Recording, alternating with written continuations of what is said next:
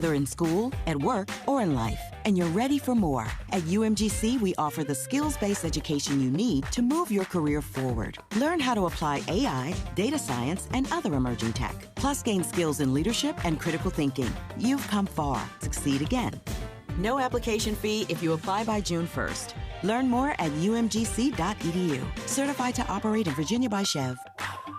Coming up Tuesday at 7 a.m. on LA's only local sports morning show. Well, will we be closing the book on the Lakers season, or will producer Lindsay Baseball be correct and hope stays alive when the Lakers win? Guess you're going to have to find out. Sedano and Cap will live it and breathe it. Game 4 of the playoffs, Lakers Thunder from Crypto.com Arena. Plus, we'll take out Bergie's Oregon, talk about Dodgers Giants, and at 8 a.m., Evan Cohen from Unsportsmanlike for his weekly visit.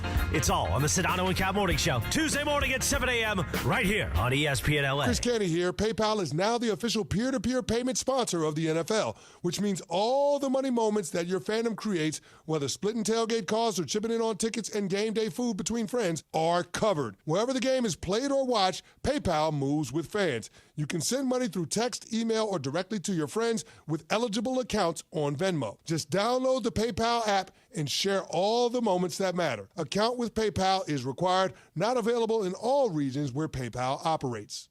Smalls here. What if you could enjoy the flavor of a cocktail without the alcohol? Meet RK Zero Proof, a pioneer in the alcohol-free spirits category that delivers bold taste and a warming sensation, but with zero alcohol, zero sugar, zero carbs, and zero calories. So you can celebrate with friends, unwind after a long day, and wake up tomorrow feeling great. It's all the ritual of a drink without the regret. Discover RK at rkbeverages.com. That's ARKAY beverages.com. RK, the spirit without the alcohol.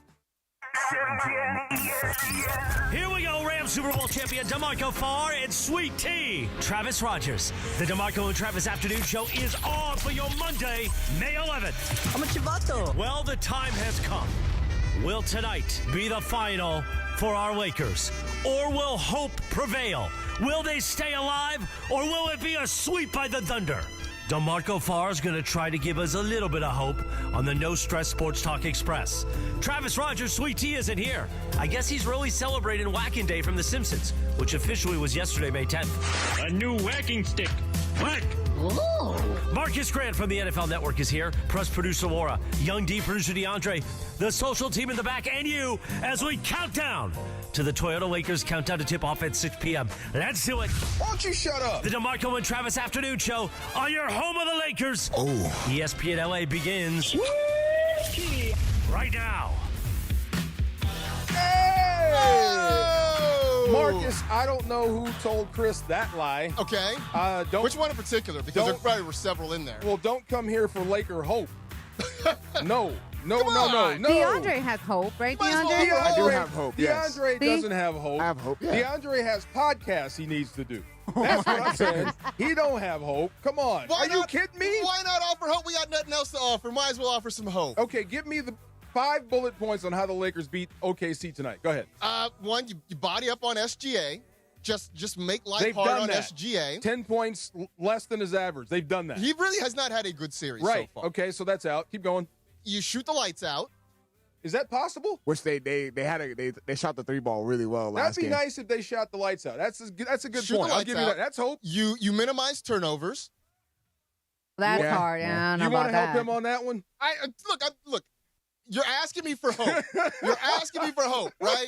No, you're lying to me. I'm out Austin here trying Reeves to be Andy actually plays Dufresne. well. Huh? Austin Reeves actually plays well. Right? You Don't get get a off good game to a out of slow- Austin Reeves. Do not Okay, go- so 1 out of 3 times. Okay, do not get off to a slow start in the third quarter. When you have a lead, how do you maintain the lead? That's which funny. Lakers can do. I think Not they have a bad third quarter. I think they set you up in the second quarter. I really do. I think the Lakers have won 2 quarters in the entire series, and they've both been quarter number 2. And then they get blown out in the Two third. straight games, DeMarco, they've had the lead. Two straight games, they had the lead going into halftime. It's that third quarter, like Laura said, it's that third quarter where the Lakers is all of a sudden they just collapse.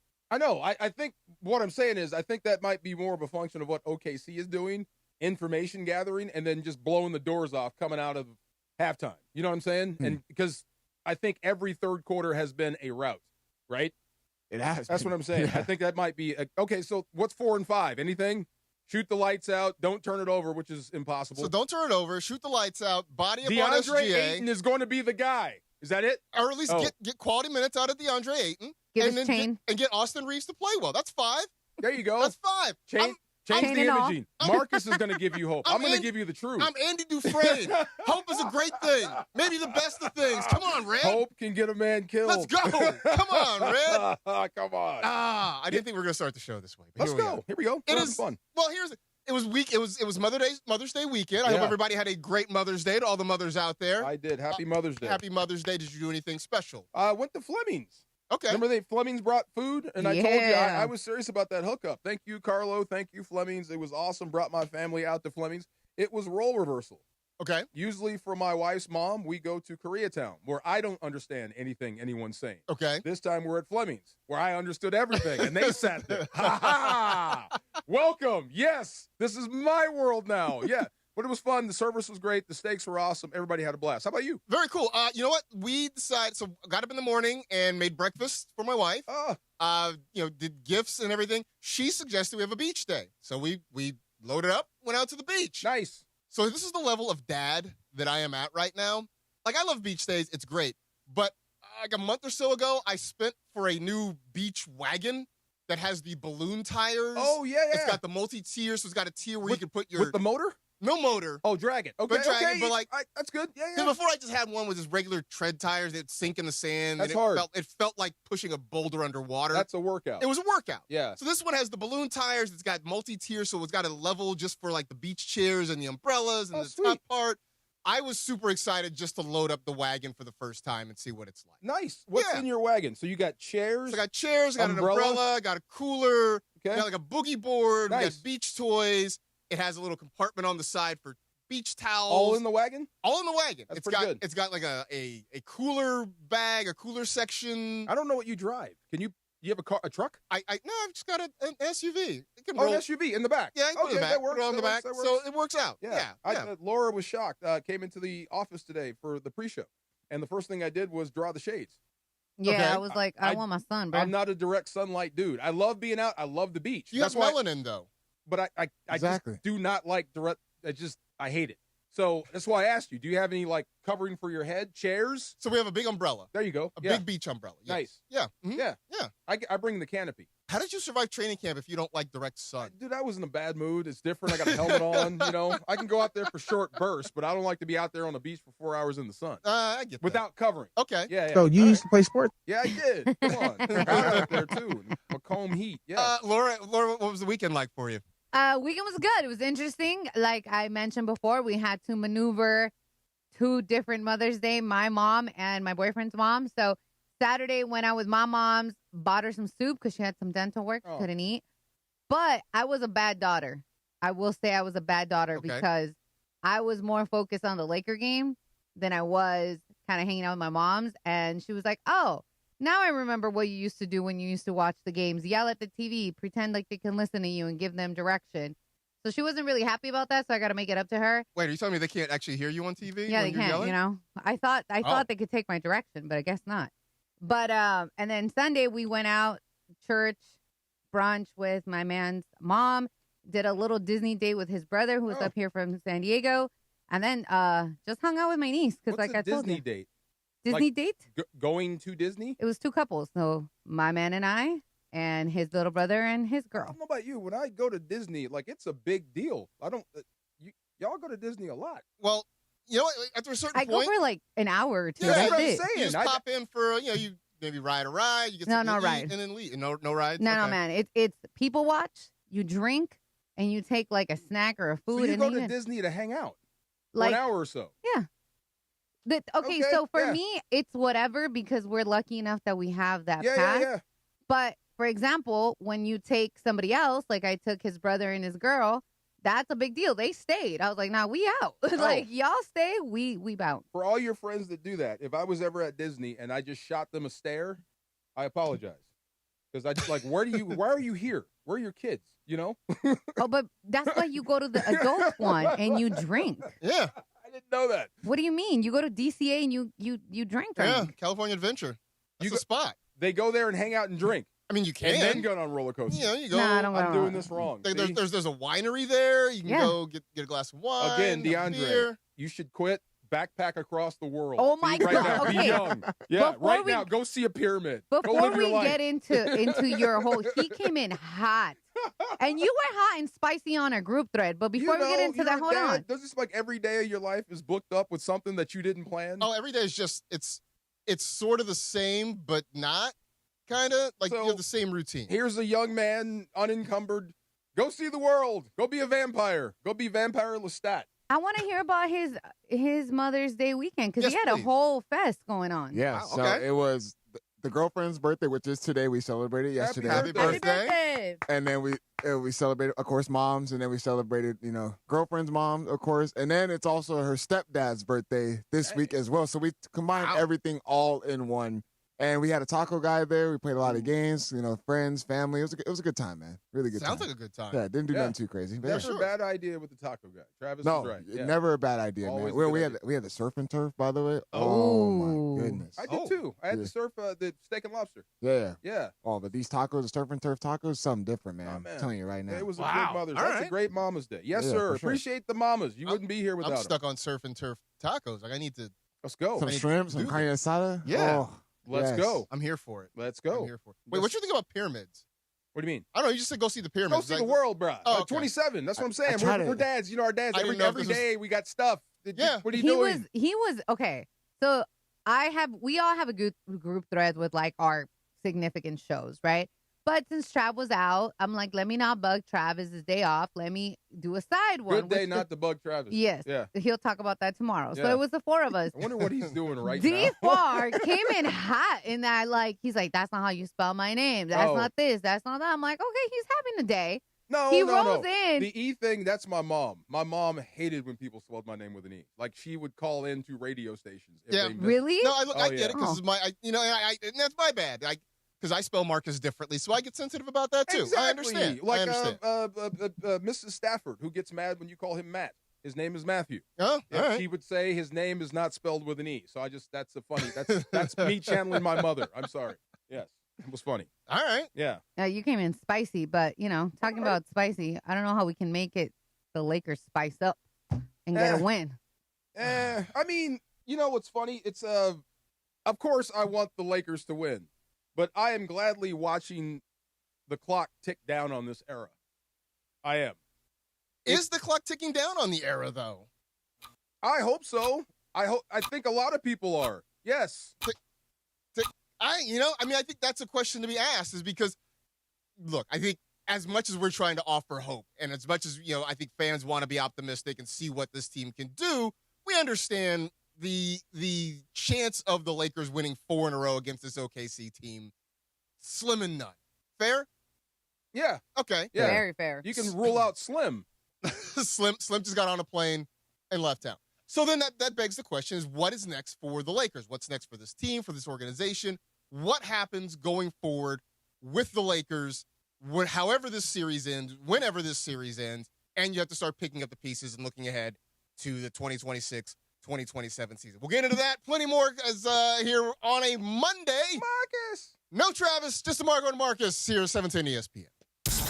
Purple and gold playoff energy. The purple and gold are down 3-0 and need a spark, and they need it now. And on Monday night, the Thunder are going to have an opportunity to sweep the Lakers. It's win or the season is over for the Lake Show.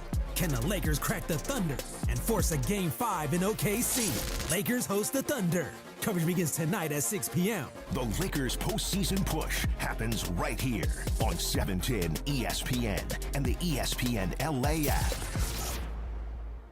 10th Inning Productions presents the LA Card Expo on May 16th and 17th at the Warner Center Marriott in Woodland Hills. Sports cards, Pokemon, memorabilia, autographs, TCG, Funko, and more. Baseball legend Steve Garvey will be appearing on Saturday, with legendary Bash Brothers Jose Canseco appearing on Sunday. For tickets and info, go to LACardExpo.com. Vendor tables are sold out. It's the LA Card Expo Saturday and Sunday, May 16th and 17th at Warner Center Marriott in Woodland Hills. Visit LACardExpo.com.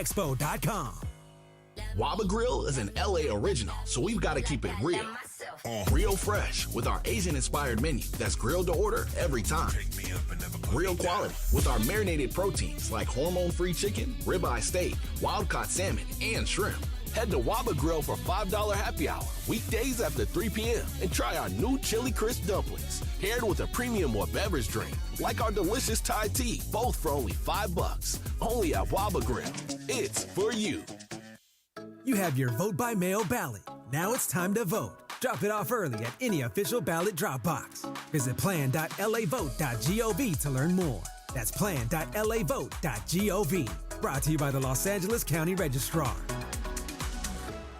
Every 40 seconds, a child is reported missing. Find the Children is a nonprofit organization dedicated to helping find missing kids. You can be a part of their mission by donating your unwanted car. Call 1-800-294-0222.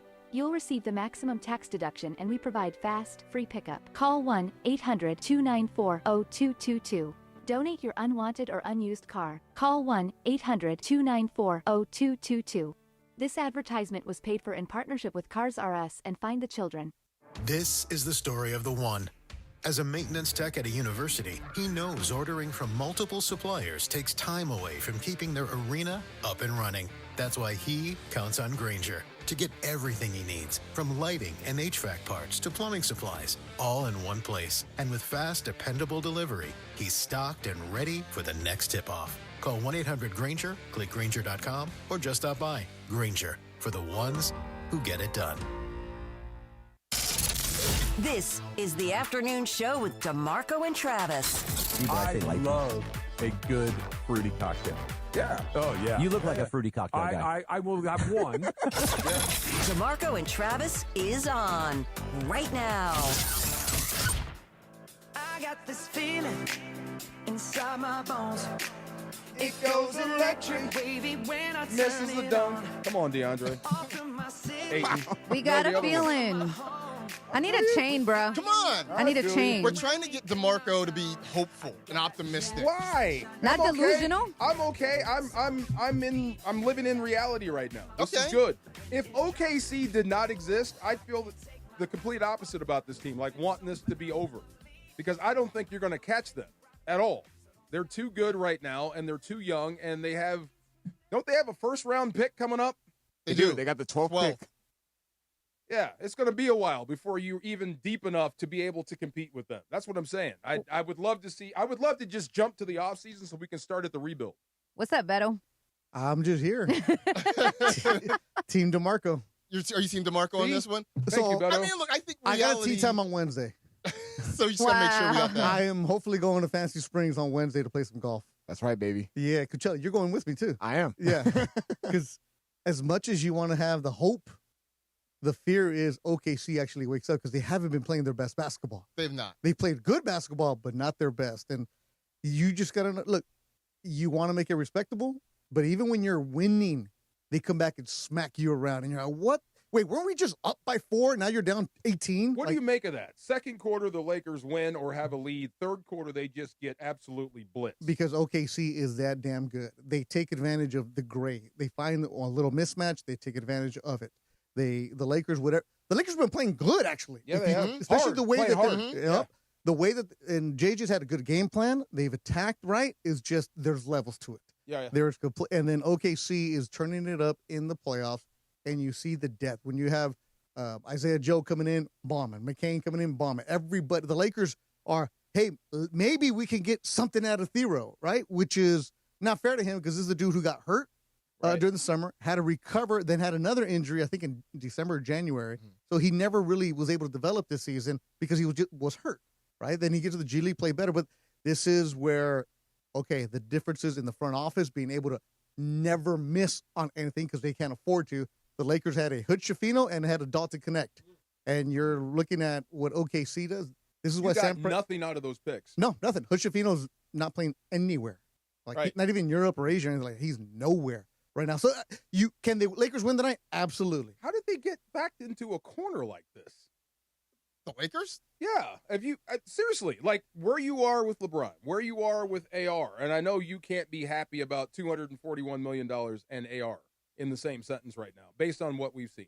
And then you get nothing out of your. How did you get to this level? How did you get here? When you go top heavy, like the Lakers, when you have a Luka and you're like, oh, hell yeah. You have LeBron, all right.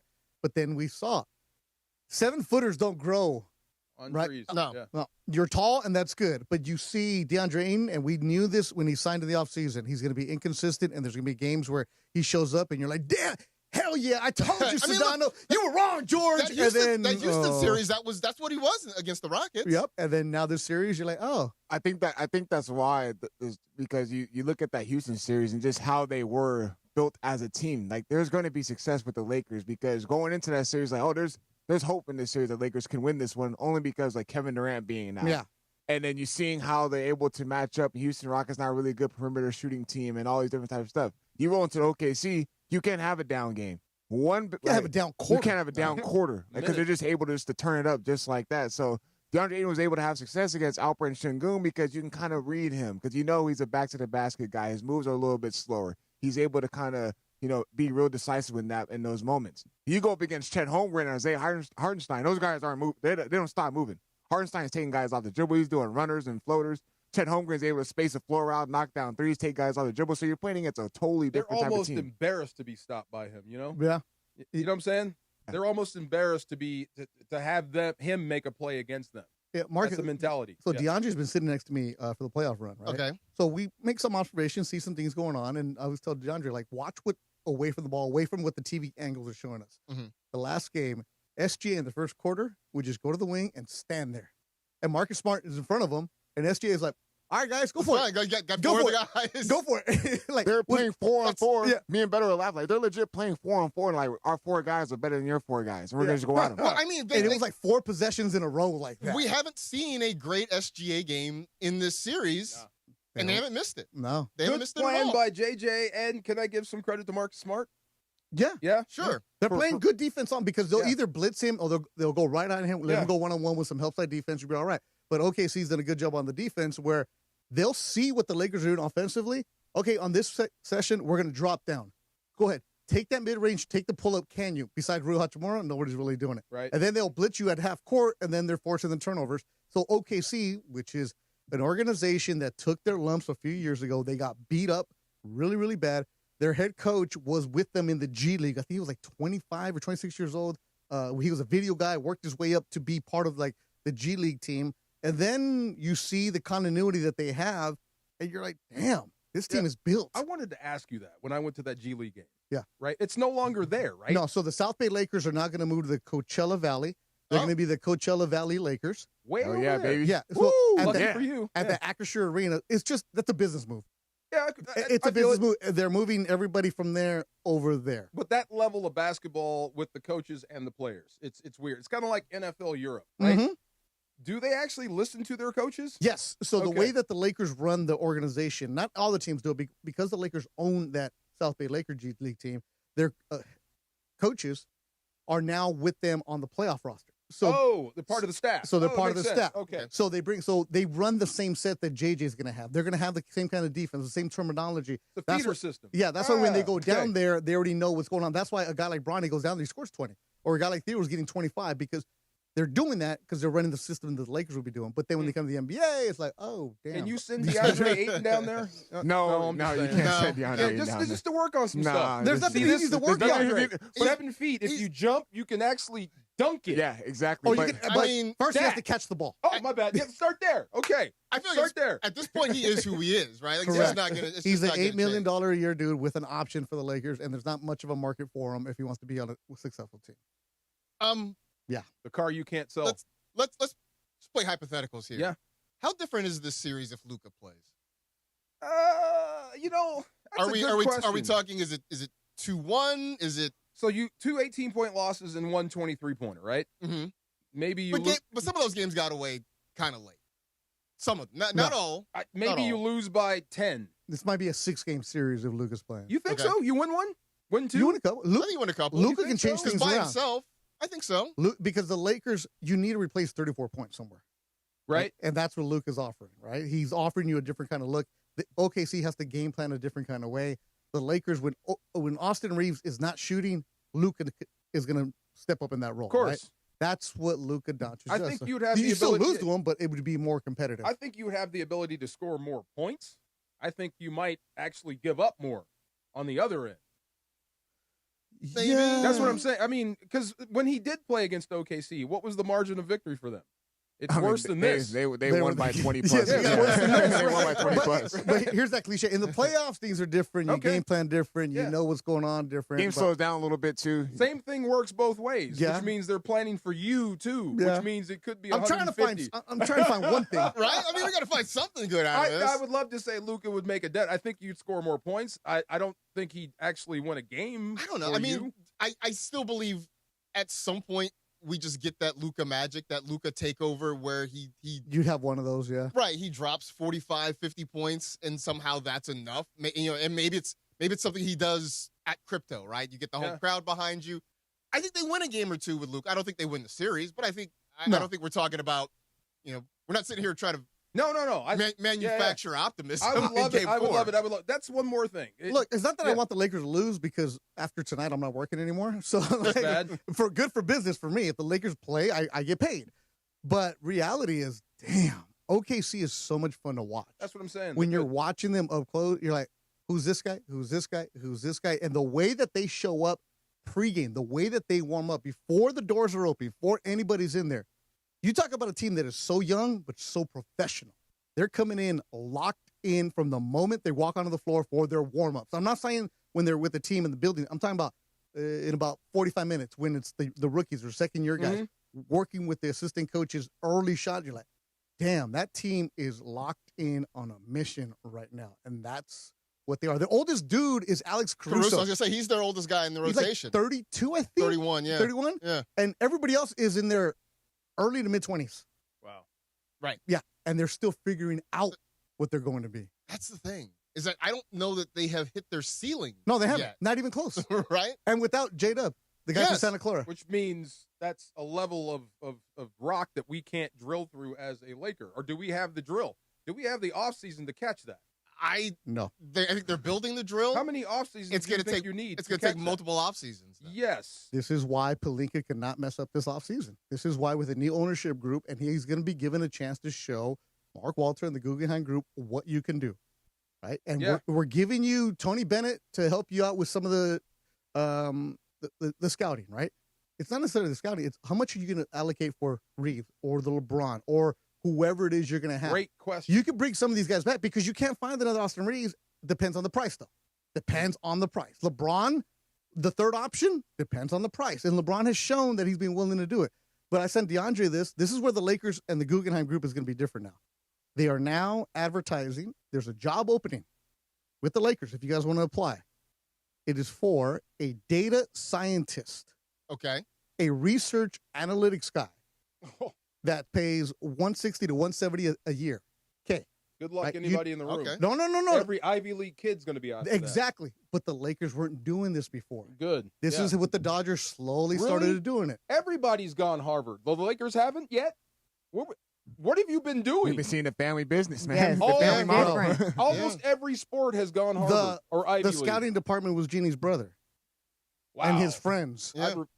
That's they do crazy. have it. Look, they do have an analytics department. Yep.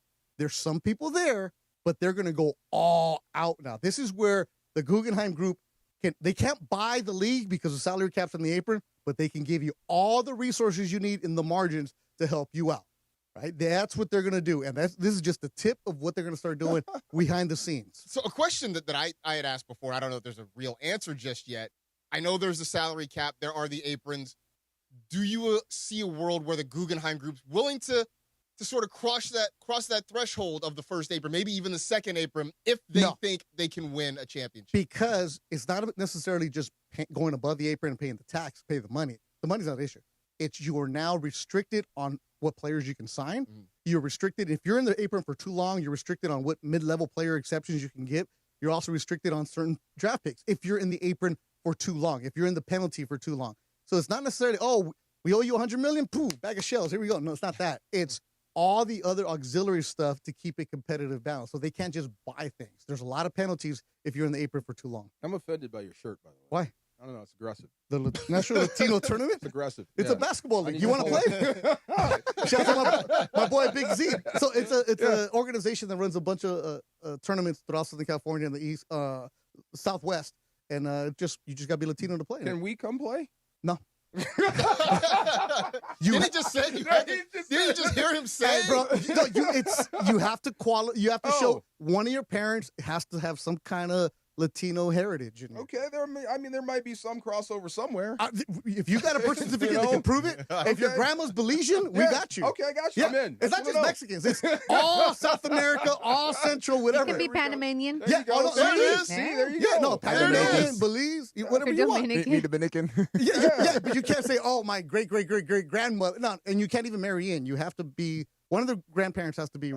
I think it's got to be in your blood. One of my cousins dated Ruben Sierra. Does that count? Dated Ruben Does Sierra. that count? Now their kid can have it. Oh, okay, all right, Ruben Sierra that was a remember some guys moment straight up from DeMarco Farr. The first time he spoke, I was like, what?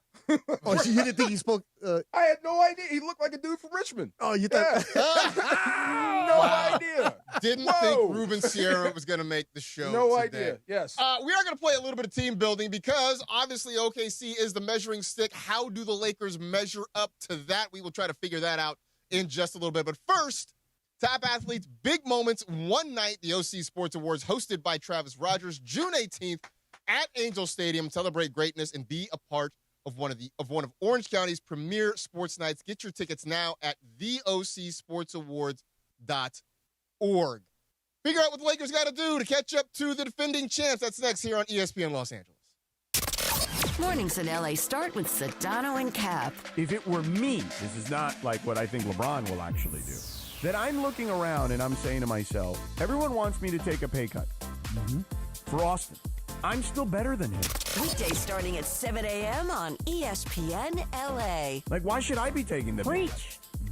Like, give me the short deal for what my value is. Give him the deal that you think you need to give him. Like, those two things should not be tied together. This is how I would feel if I were him, okay? This is not how I believe he actually feels. And if I were LeBron's team, I would also be positioning it that way, too. I would agree with that. LeBron is still the better player, still the bigger draw, and LeBron has a much better chance of helping you win than Austin Reeves does. And that is an unfortunate thing to be saying. I can't believe you just said that, Cap. No, it's all true. The Morning Show with Sedano and Cap. Weekdays starting at 7 a.m. on ESPN Los Angeles. It's Bethel Duran, and you know how much I love my Toyota. And right now, the deals are sizzling at Northridge and Wondries Toyota. Get a brand new 2026 Camry for just $389 a month for 36 months, $4,999 due at signing, or finance for just 4.99% APR for 60 months. What about a brand new Tacoma? I'm thinking of doing this. You can lease for just $279 a month for 36 months, $4,999 due at signing, or you can finance for just 2.99% APR for 48 months. In the 818, go see NorthridgeToyota.com. In the 626, WondriesToyota.com. Hey, Laker fans. 2026 is your time to believe in yourself and succeed when you suit up with National University to pursue a career-focused degree. Take your best shot with NU's Believe and Succeed Scholarship and score up to $6,000 annually toward an industry-current bachelor's or master's degree. 4 or 8 week courses, flexible online options, plus free tutoring, career counseling, and more. Apply by July 31st at nu.edu. Terms and conditions apply. Evan Cohen here. PayPal is now the official peer-to-peer payment sponsor of the NFL, which means all the money moments that fandom creates, whether splitting tailgate costs or chipping in on tickets and game day food between friends, are covered. Wherever the game is played or watched, PayPal moves with fans. You can send money through text, email, or directly to your friends with eligible accounts on Venmo. Just download the PayPal app and share all the moments that matter. Account with PayPal is required. Not available in all regions where PayPal operates. With the new MyLowe's Pro Rewards American Express card, earn 3 points per dollar spent on Lowe's qualifying purchases for the first 6 months after card account opening. Plus, save 5% every day on eligible purchases at Lowe's and earn points on eligible purchases everywhere else Amex is accepted. Card members get more at Lowe's. Subject to credit approval. 5% can't be combined with any other offer. Exclusions and restrictions apply. Points subject to loyalty terms at Lowe's.com/terms and credit reward terms at Synchrony.com/MLPRA-terms. Visit Lowe's.com/business credit. It's DeMarco Farr and Travis Rogers for your afternoon drive. One specific request. I don't have to pay attention, care, or try. Yes. More DeMarco and Travis right now.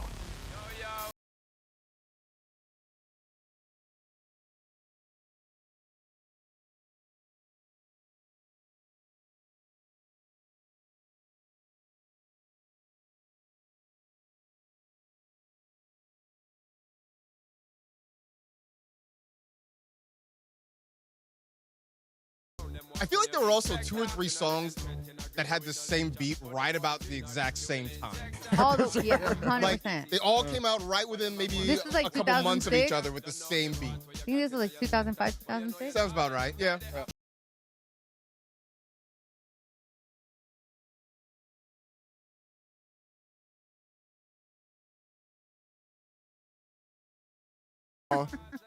Shut up, Paul. There you go. Here on DeMarco Travis. Talking about OKC, game 4 tonight between the Lakers and the Thunder at Crypto.com Arena. And obviously, Oklahoma City, they are the standard. They're the defending champions. They have rolled through the playoffs so far. This is where the Lakers are trying to get to. Simple question. I mean, how long does it take? What is the biggest need that you see, DeMarco, for the Lakers right now? The biggest need for the Lakers? Yes. Well, one is LeBron coming back. Mm-hmm. You got to figure out your LeBron issue. Do you want him back? I guess if you take a poll amongst people in this room, has he played well enough to be brought back as the third option? I think most people would say yes. Yeah. But what does that cost? Is he going to take a pay cut? All that. You got to deal with that first. Then the next thing is AR. You got to figure out is he a max player in your eyes? Is he worth $241 million over 5 years? Based on what you've seen? Now that's OKC. That's the best team in the league and generationally great. So, but last year was not great for AR in the playoffs either. Yes. Like what we're saying is, okay, so OKC picked on AR. It was obvious they were coming after him. But when they get to the next round and they find a weak link, they'll do the same thing to just about everybody they play. So it's not just AR, but for a guy you're paying $241 million, you expect a little more. On one end or the other. That's the thing. Right. I think that's fair. I don't think that's out of bounds. No, I don't think it's out of bounds. I think the question is, and you sort of touched on this, because he's going to get paid. It's going to happen. Yeah. But the question is, how great or not great are you going to feel about it once that deal is signed?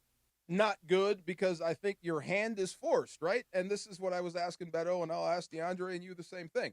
Okay, so it's almost to the point where you have to pay him. Because if you don't, you're going to lose him and get nothing in return. And that's dumb.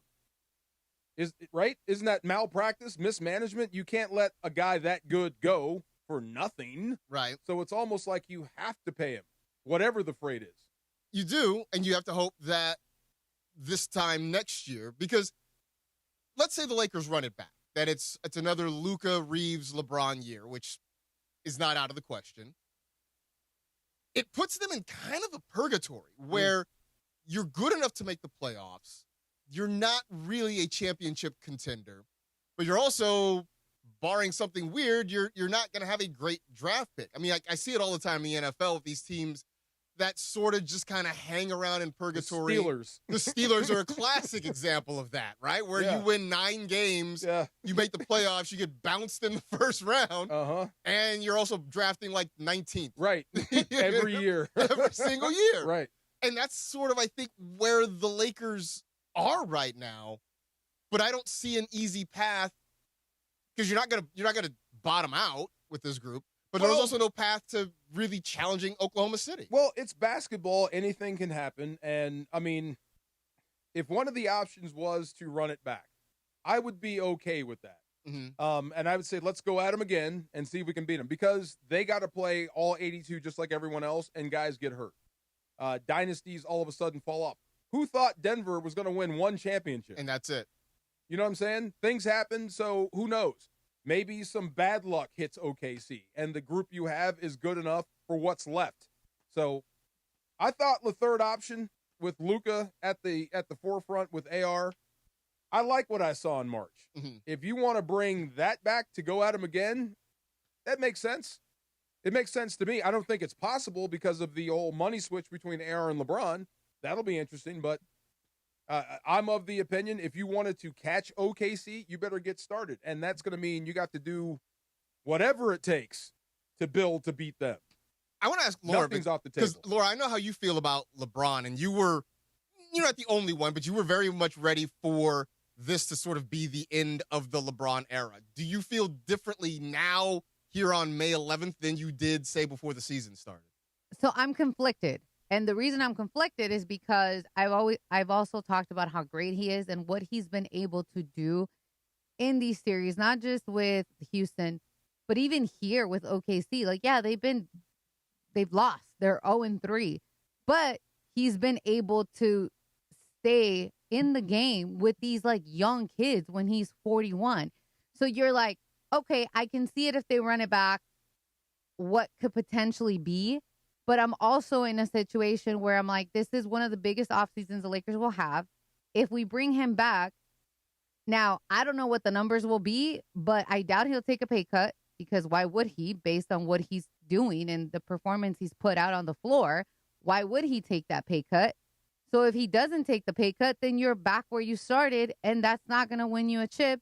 You're still not going to have enough money to get the pieces you need for Luka and that era. AR can't perform in the playoffs so far, so then you're stuck with that too. Well, listen to You know DeAndre. what I mean? He beat the Rockets.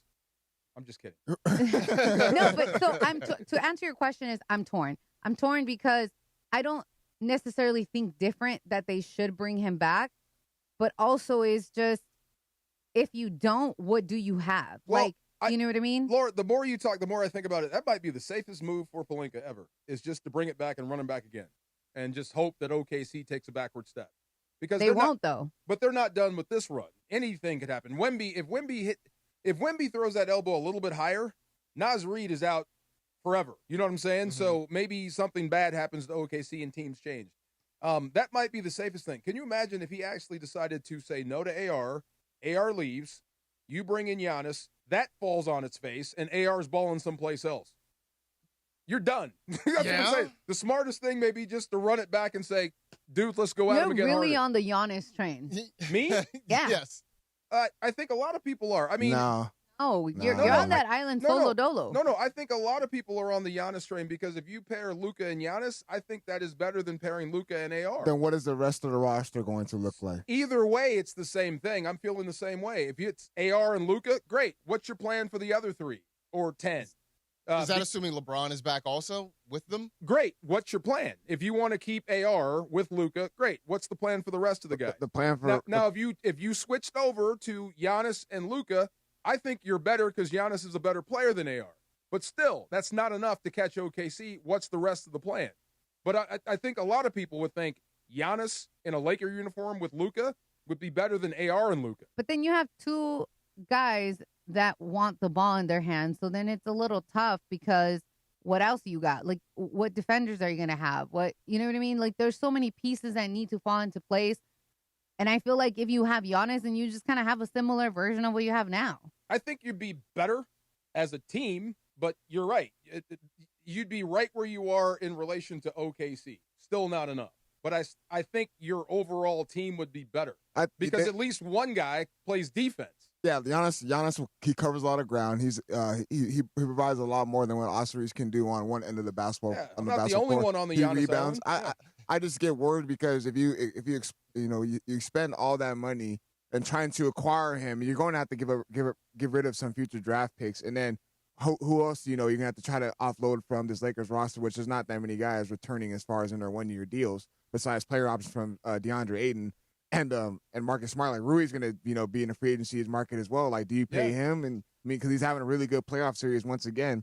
So it's just one of those, like, if you bring Giannis back, then what the rest of your team is going to like. Same question with Austin Reeves and Luka Doncic, and I think that's why, like, look what the problems is now. Like, you need guys that can defend. You need to get younger. You still need to find ways to get more perimeter shooting. You still need to find ways to get another big man, a guy that actually has consistent nights, not just one night is good, one night is bad. Like, you have a lot of other holes you need to fill.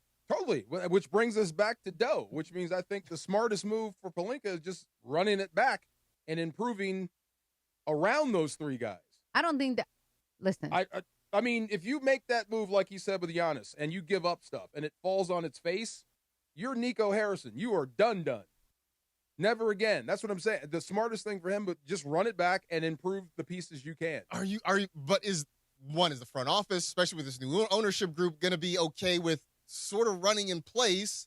Is the fan base going to be okay with you just running in place That's what it feels like right now. If you've got a better plan, I'd love to hear it. All right. That's what I'm saying. If you got a better plan for how to move the Lakers forward into OKC land, love to hear it. We got 2 hours to figure out everything that's wrong with the Lakers. We're going to work that out. But we got the far side coming up next. Marcus in for Travis, DeMarco Travis, here on ESPN LA. And coverage and content of the 2026 NBA playoffs on ESPN LA is presented by Pechanga Resort Casino. Play your perfect combination at Pechanga Resort Casino, official Native American resort and casino of your Los Angeles Lakers. So go see for yourself what made readers of Newsweek and USA Today name Pechanga the best casino outside of Las Vegas. Visit pechanga.com for more info.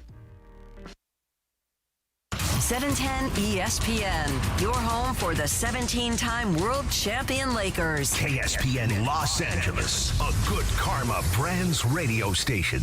Coming up Tuesday at 7 a.m. on LA's only local sports morning show. Well, will we be closing the book on the Lakers season, or will producer Lindsay Baseball be... Head to Waba Grill for $5 happy hour weekdays after 3 p.m. and try our new Chili Crisp Dumplings paired with a premium beverage drink like our new Strawberry Watermelon Lemonade Energy Refresher. Both for just $5 only at Waba Grill.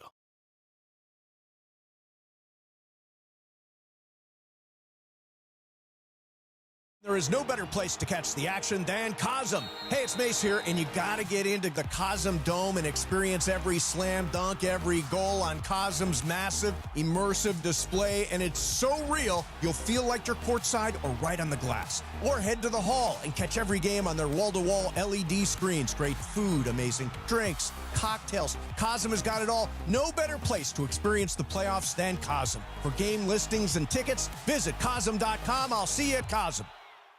Hey guys, the regular season is wrapped and the NBA playoffs are finally here, and there's no better way to cash in on the high-flying hoops action than Prize Picks, a preferred partner of the NBA. Every bucket, every dime, and every win means more when you're playing on Prize Picks. So don't pass up your next shot with Prize Picks and get $50 instantly in lineups when you play your first $5. And right now, it's the Do It Live 2026 NBA Finals Sweepstakes.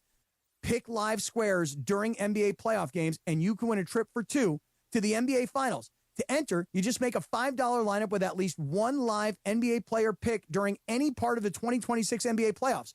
Live player picks are picks made after a game is already in progress. So do this. Download the Prize Picks app today and use the code CAPPY, K-A-P-P-Y, to get $50 in lineups after you play your first $5 lineup. That's code CAPPY, K-A-P-P-Y, to get $50 in lineups after you play your first $5 lineup. Prize Picks, a preferred partner of the NBA. And it is the DeMarco and Travis afternoon show right here on ESPN LA. The Far Side. And it's time for the Far Side, presented by our friends at Highlands. The Far Side. Weekday afternoons at 4 p.m. Time for the Far Side with DeMarco Far, right now on the Travis and DeMarco afternoon show on ESPN LA. All right, speaking of that Sean Paul song, that thing where you've listened to a song forever, thank you, forever and ever, and there may be a lyric that you just don't know what the singer said, but you just kind of go with it anyway. Mm-hmm. There was an old Kiss song called I Love It Loud. You ever heard that song? Probably. Stand up, you don't have to be afraid, right? I didn't know what the hell Gene Simmons was saying, so I was just, stand up, hama-nama-nee-ma-nee.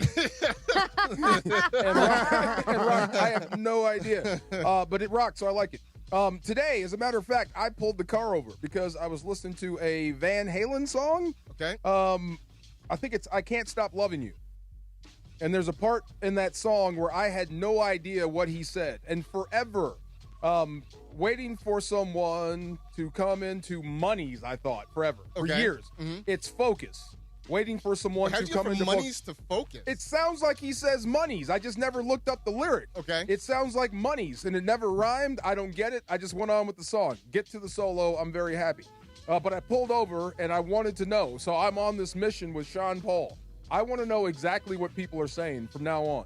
You know, there's a whole thing called the internet. You can look these things up. Right, but I never bothered with old songs. Like, I didn't know Every Breath You Take was a stalker song. Oh, it's like the number one stalker anthem of all time. No idea. I actually played that on dates a few times. Whoa, no. A hard red flag. It's a great song. You know what's a good lyric that people always love to mess up?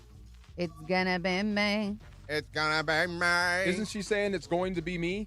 Yeah, it's in sync saying it's gonna be me. Justin Timberlake, right? But he sounded like it said it's like gonna be May. People love playing that at the end of April because it sounds like he's saying it's gonna be May. Okay. It's gonna be May. Get I it? didn't mess that one up. I got a few though. Saw Michael, loved it. Okay. Oh, absolutely freaking loved it, and I get it. I read some articles afterwards where some people didn't like on it. They kind of dump on it. I get it. One of his sons produced it. The other one spoke out against it and said some of it was exaggerated. There were flat out lies. And he said the movie is for people that want to live in the fantasy. And I am one of those people. I realized that. I was in there in tears. Yeah, it really touched me emotionally. I have a question. Have you seen it, Marcus? I have not seen it. Oh, okay. But I have a question. Shoot. So you said one of his sons produced it. The other son spoke out against it and said there were lies. How would he know? He wouldn't have been around. Well, I guess you know your family stuff. True. Yeah. But also, depending on the family, they would tend to sanitize the stories they're telling the kids. Exactly. You know? And DeAndre and Laura, you saw it, and we both had the same opinion. I guess we can say it. There's an absence of Janet, right? Yes. Okay. Diana Ross. So this is Michael's story. This is from his perspective. Now, I asked this of my daughter, and you know my little daughter. She never stops talking. I said, imagine if somebody made a movie about me and they made me the villain. Would you like that? No. She was like, no. Right. And then stopped. I said, well, that might be why she's not in the movie. Because this is how Michael sees Dad. It may not be how Janet sees Dad. You know what I'm saying? That makes sense, right? Yeah. I think based on what I've read, and I could be wrong, there's other things going on there, but she didn't want to get involved just because of all there's so many family members involved in the project and non-involved in the project that she was like, I just don't want anything to do with it. Yeah. You know what I mean? Because maybe she does also think that way, but she just doesn't need, man, she's been in the spotlight way too long.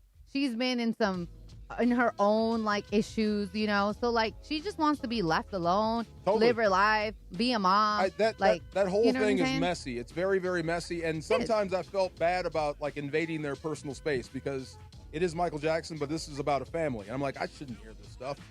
But just like with Hulk Hogan, I've learned to separate the character from Terry Bollea.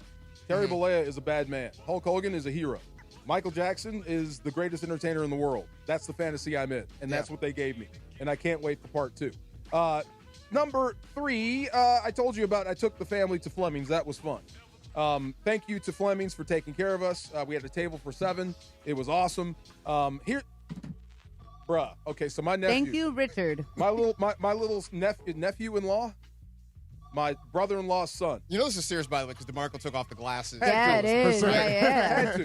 Had to. Okay, so he needed to not see well. His Mother's Day at Fleming's is popular. The place is packed. The server was awesome, but I mean they were hustling, right? This is a 30% tip day for sure. You're hustling. So it took a while to get some stuff. Once the food came out, everybody was hungry. It was so good, and we went right through it. So we wanted to go and leave. Dessert menu comes around. Right? Okay. The guy says, now we've been there. I think our reservation was at 2, and this is after 3 o'clock, maybe close to 3:30. Okay. We've been there 90 minutes. Watched the Dodger game, finished up the Knicks game, everything. So he brings the dessert menu, and the first thing he says is, if you want lava cake, it takes about 20 to 25 minutes. So I'm like, everyone else, we're like, okay, we're not having lava cake. We're just going to leave and go someplace else for dessert. Right. Guess what the kids order? Lava cake. Lava cake! There's always one. Lava cake! There's always one. All the time. How old is he? 13. Oh, no. I told No. my 11-year-old we're not having lava cake. And I thought I said it loud enough for him to hear it. You probably did. Guess He what? didn't care. He ordered lava cake. Did not care. So my daughter goes, was he having lava cake? Then I'm having lava cake. So how good was the lava cake? I didn't have any. What? I was in protest. No, that's are you your kidding bad. me? Once they've broken the seal and ordered the lava cake, you might as well eat some It of was it. the hardest thing in the missed world out, not to man. have. I did. It looked good. I was really good. You missed. Okay, first of all, when you do the protest, I get it. Yeah. But you protest and everybody holds ground. This is a protest. They broke down. You I was also in break down. protest. Yeah, I wasn't the only one. My mother-in-law was mad too. She wanted to go. If so I she have didn't to have wait any. the 20 minutes or whatever for the lava cake to come out, well, you can be damn sure I'm going to taste it and see what it's like. I was hot. Come on. It was good, though. That was so good. Of course it is. Everybody had a great time. And I do this thing with people. I could, like, if I see a big dude, and it usually happens on the road, and most stadium security, most of those guys play football because they're big. Right. And they like to be around the game. So I will go up and talk to them. Hey, did you play football? You know, "Yeah, I played in high school. What position?" You know, and I can usually tell by the neck. Oh, you played guard, or you're a linebacker, or you were this. When I see a dude that's twice my biggest size ever, like 350, 360, and he tells me he played high school running back, I'm like, how old are you? Well, you played Pee-wee running back. What? High school was like 10 years ago for him. You weren't a running back at 400 pounds, right? What happened? I want to know that. But this is the other thing about the Jacksons. Did you guys see what I meant about Tito and why they gave him a big guitar? Yes. Yeah. I want more Tito in the next movie. That's my only thing. That's my only critique. Jafar was awesome. For a minute, I felt like I was looking at Michael Jackson. Yep. But for the next movie, when it says "to be continued," I want a whole segment with Tito. Wait, does it say "to be continued" at the end? Oh, yeah. The story continues or something. Oh. Yeah. Because the whole thing is, it's like Michael is the first one, and then I believe the second part is going to be named Jackson. Yeah. Michael Jackson. They got a lot of stuff right. Even the Beat It video dancers, they all look like the guys from the video. Which were like, a lot of them were actual gang members, right? Yep. They have a part about that. But the dudes that were actually doing the dancing, they look same everything. Wow. When they did the Thriller video. Same everything. I mean, it was really good. Highly recommend, Marcus. Okay. Yeah, No. highly recommend. It was a lot of fun. Yeah, finding time to go to the theater is the hard part. So I'm sure I will see it when it's on demand. You can Something take that's your at home. kid. How old's your daughter? My son. Your son. How old's your son? 7. You can take him to see this. Okay. Yeah. All right. I mean, Yeah, Yes. yeah. Yes, he can. Yeah. Some of the Joe stuff. Yeah. That's fine. Okay. I Yeah. think I it's mean, fine. Okay. It, You could take your son to this. Okay. And he'll like it. Yeah. All right. Yeah. Sounds good.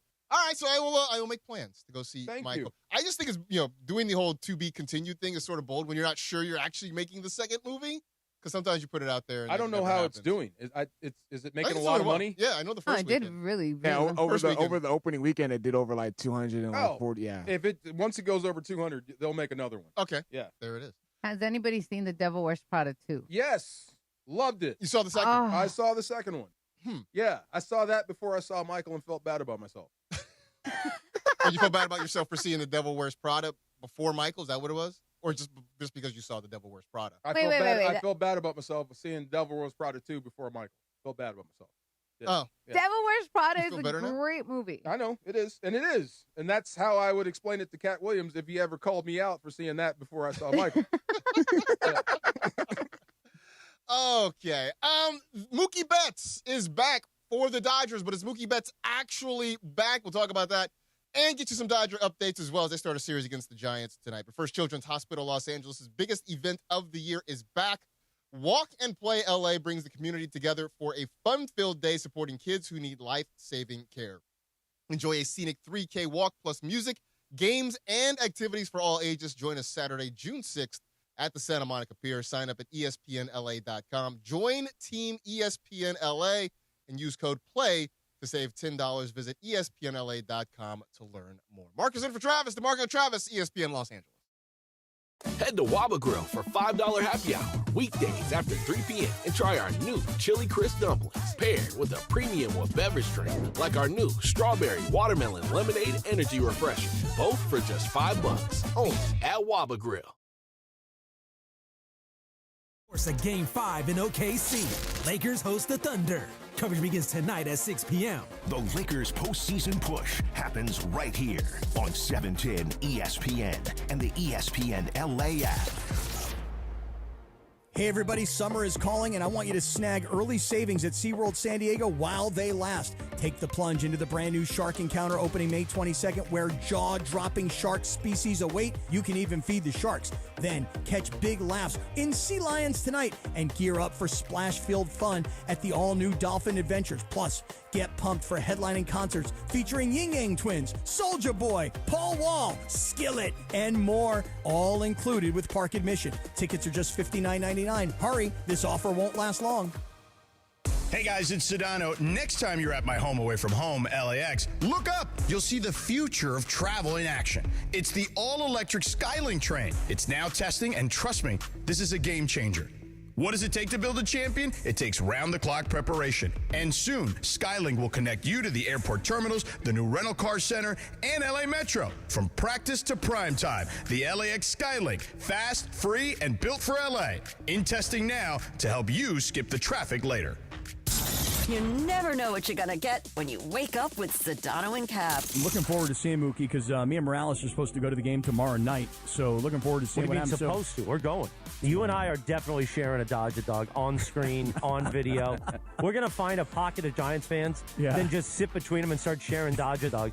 Just freak everybody them. out. Yeah. I'm going to squirt ketchup on your face. It's the morning show with Sedano and Cap. Weekdays starting at 7 a.m. on ESPN LA. Individuals and businesses with tax problems, listen carefully. Do you feel like you're losing control of your finances? If you owe over $10,000 in back taxes or have unfiled tax returns, we can help you take back control. The IRS is the largest and most aggressive collection agency in the world, and they can seize your bank accounts, garnish your paycheck, close your business, and file criminal charges. Take control of your tax problem now by calling the experts at U.S. Tax Shield and take advantage of the Fresh Start program and new laws that may allow us to negotiate a settlement for the lowest amount possible. Our team of tax attorneys and enrolled agents can stop collections and get you protected so you can take control of your financial future. U.S. Tax Shield offers a price protection guaranteed quote to get you protected today. U.S. Tax Shield is A+ rated with the Better Business Bureau, so call now. 800-687-5192. That's 800-687-5192. U.S. Tax Shield. 800-687-5192. You're listening to the DeMarco and Travis Afternoon Show on 710. By the way, DeMarco, I see you rocking that quarter zip today, man. Am I making a statement with this thing? Yes. It's DeMarco Farr and Travis Rogers. It's a quarter zip. We've had these forever. You and I have been wearing these for 30 years. Back to DeMarco and Travis.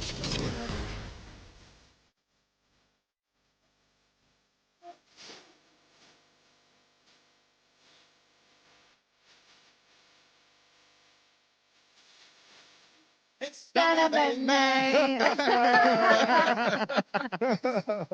I know this whole song. Y'all know you do too. Which one did you love? Every lyric, but I know most of it, yeah. Which one were you in love with? Come on now.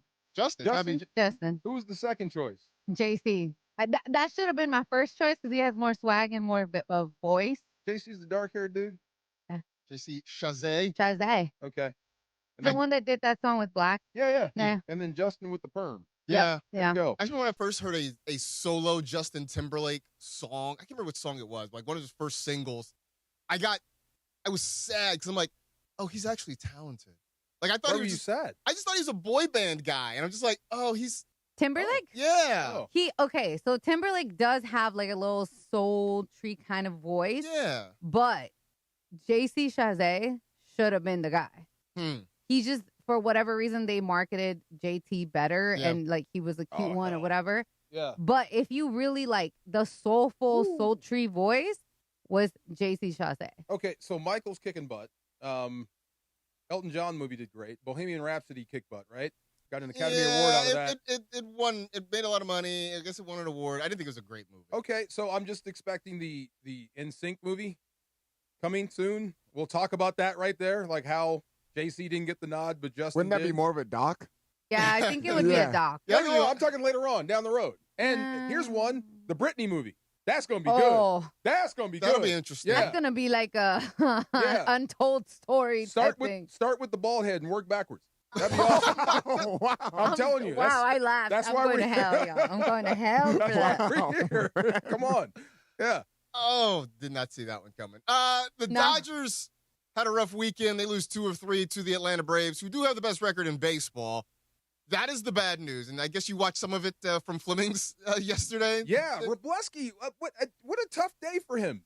It was. He pitched good. He had a bad second inning. Yeah. Gave up 4 runs. Beyond that, otherwise had a pretty decent day and saved the bullpen by going into the 9th inning, working into the 9th inning. The line doesn't look great particularly, but I think that doesn't tell the whole story of how well he pitched. Sometimes baseball sucks. Sometimes baseball's weird like that. Yeah, it really is. But the good news, even though the offense has been on the struggle bus for a while now, Mookie Betts is back. Yay! Yay! I hope. Yay! Well, Mookie comes back. Alex Freeland's now on a plane to Oklahoma City. Okay. So he's down. What'd you think of that? Winning the battle with his son Kim? Yeah. I didn't think it's the move they made. I think it's the right move. Okay. But I didn't think that would be the move they would make. You don't think it's the right move? I do think it's the right Oh, move. you do think it's the right I do. move? Okay. I think Kim has played better, and I think he's earned the right to stay here. Okay. When you say play better, you mean at the plate? At the plate, or just everywhere? I think everywhere. I think he's a really good defensive player. He's been playing mostly shortstop. He can play second base now that Mookie Betts is back. But he's hit better than Freeland has. I thought they were going to give Alex Freeland more runway to work with here in Los Angeles. So I was a little surprised, but I think it's the right move. Well, when this happens in baseball, is this like the last time we're going to see him? No. We'll see Alex Freeland again. This year or possibly or down the road? Possible both. Oh, but okay. I think there's a chance we could see him again this year. I mean, you never want guys to get hurt, but guys get hurt. They do. It's just the reality. So there's a good chance Alex Freeland could come back at some point this year. Mookie is back. That is, at least on paper, a good thing. We haven't seen the best of Mookie Betts in over a year now. So I asked Travis, how long has this Mookie slump been going on? To my knowledge, since we started doing the show, and that's over 2 years, or just right at 2. Right at 2. So it really started, at least for me. Dude, I just thought, are we the mush? We for might me, be the mush. Oh, started at the beginning of last season. Okay. They were in Japan to start the year. He got sick. He had to come back. Yep. Lost a lot of weight, and it feels like he hasn't had a chance to rebound. He got better late last year. At some point, he literally said, F it, my season's over. Yeah. I'm just going to do what I can to help the ball club. I remember that. And from that point on, he actually hit better. Then this year, didn't really start off great, got hurt a week into the season, and we haven't seen him since. So it's been, we're well over a year now, the Mookie Betts slump.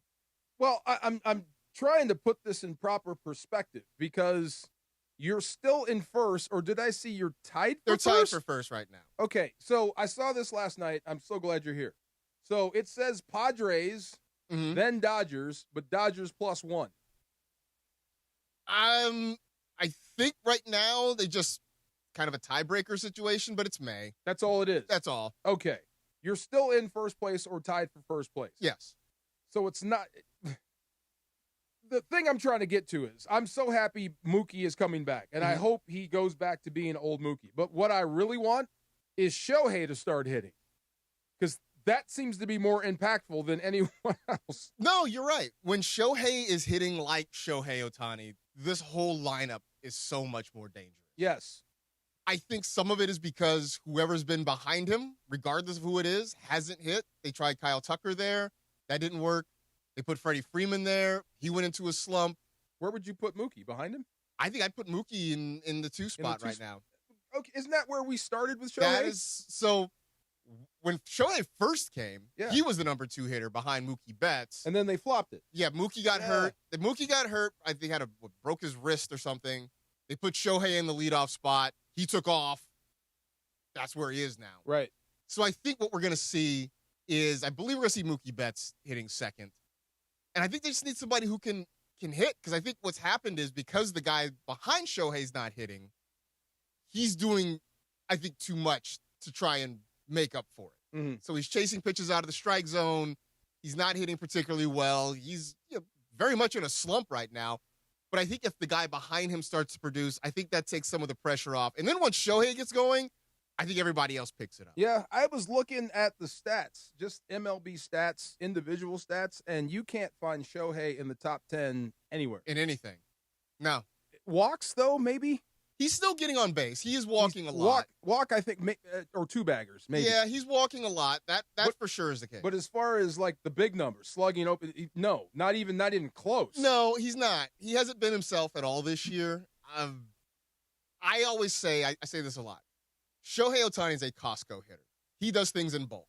Oh, yeah. So I hope you're right. Because, at some point, yeah. But this is the first time that he's been in Dodger Blue where he's hyper-focused on pitching. Yes. So I don't know if that bulk thing is coming back. I don't know. I think because he is just supremely talented, at some point it will. But one of the things that he has said himself this year is that now that he is pitching full-time, it's harder to work out of slumps just because he said, I don't have enough hours in the day. Right. If I'm coming to the ballpark and I have to work on pitching things, that's taking away from maybe extra time I would spend in the batting cage. So it could be that this goes on a little longer than people are comfortable with, but I just think the track record speaks for itself that this isn't going to last forever. Probably not. And look, we said he's only human. And, right. you know, you as you get older, you don't usually get better. You know what I mean? Most people don't. No. Things don't get easier; they get harder. So, yeah, I think this is like maybe his first real struggle. But if he wants that sigh, that might be the sacrifice. You may have to give that up. Yeah. And this might be like a struggle all year long. And you may have, like you said, that bulk come up. It may be in a series or two to win it. But as far as numbers, it might be hard this year. Could be a little harder. Yeah, I mean, he definitely has. I don't think he's been shy about saying the Cy Young is his focus this season. And He's so earned far, it. Yeah, he's earned it. So far he's pitched to that level that he is very much a candidate for it. So that part is certainly true. At some point too, I mean, as much as we focus on Shohei, there are 8 other guys in that lineup that kind of have to pick it up. Yeah. That haven't really done that so far. Kyle Tucker's he's getting better. So here's it. You know what? And I knew you're going to go after him. Fair. Muncie's been okay, right? Muncie's been all right. Paez has been okay. Paez has been really good. Yeah. Freddie Freeman has not been his normal standard. Don't we give Freddie a pass? We do. Okay. Teo has struggled. Yeah. Yeah, I think it's just this team is not doing. Some of it is expectation, right? You're the back-to-back defending champions.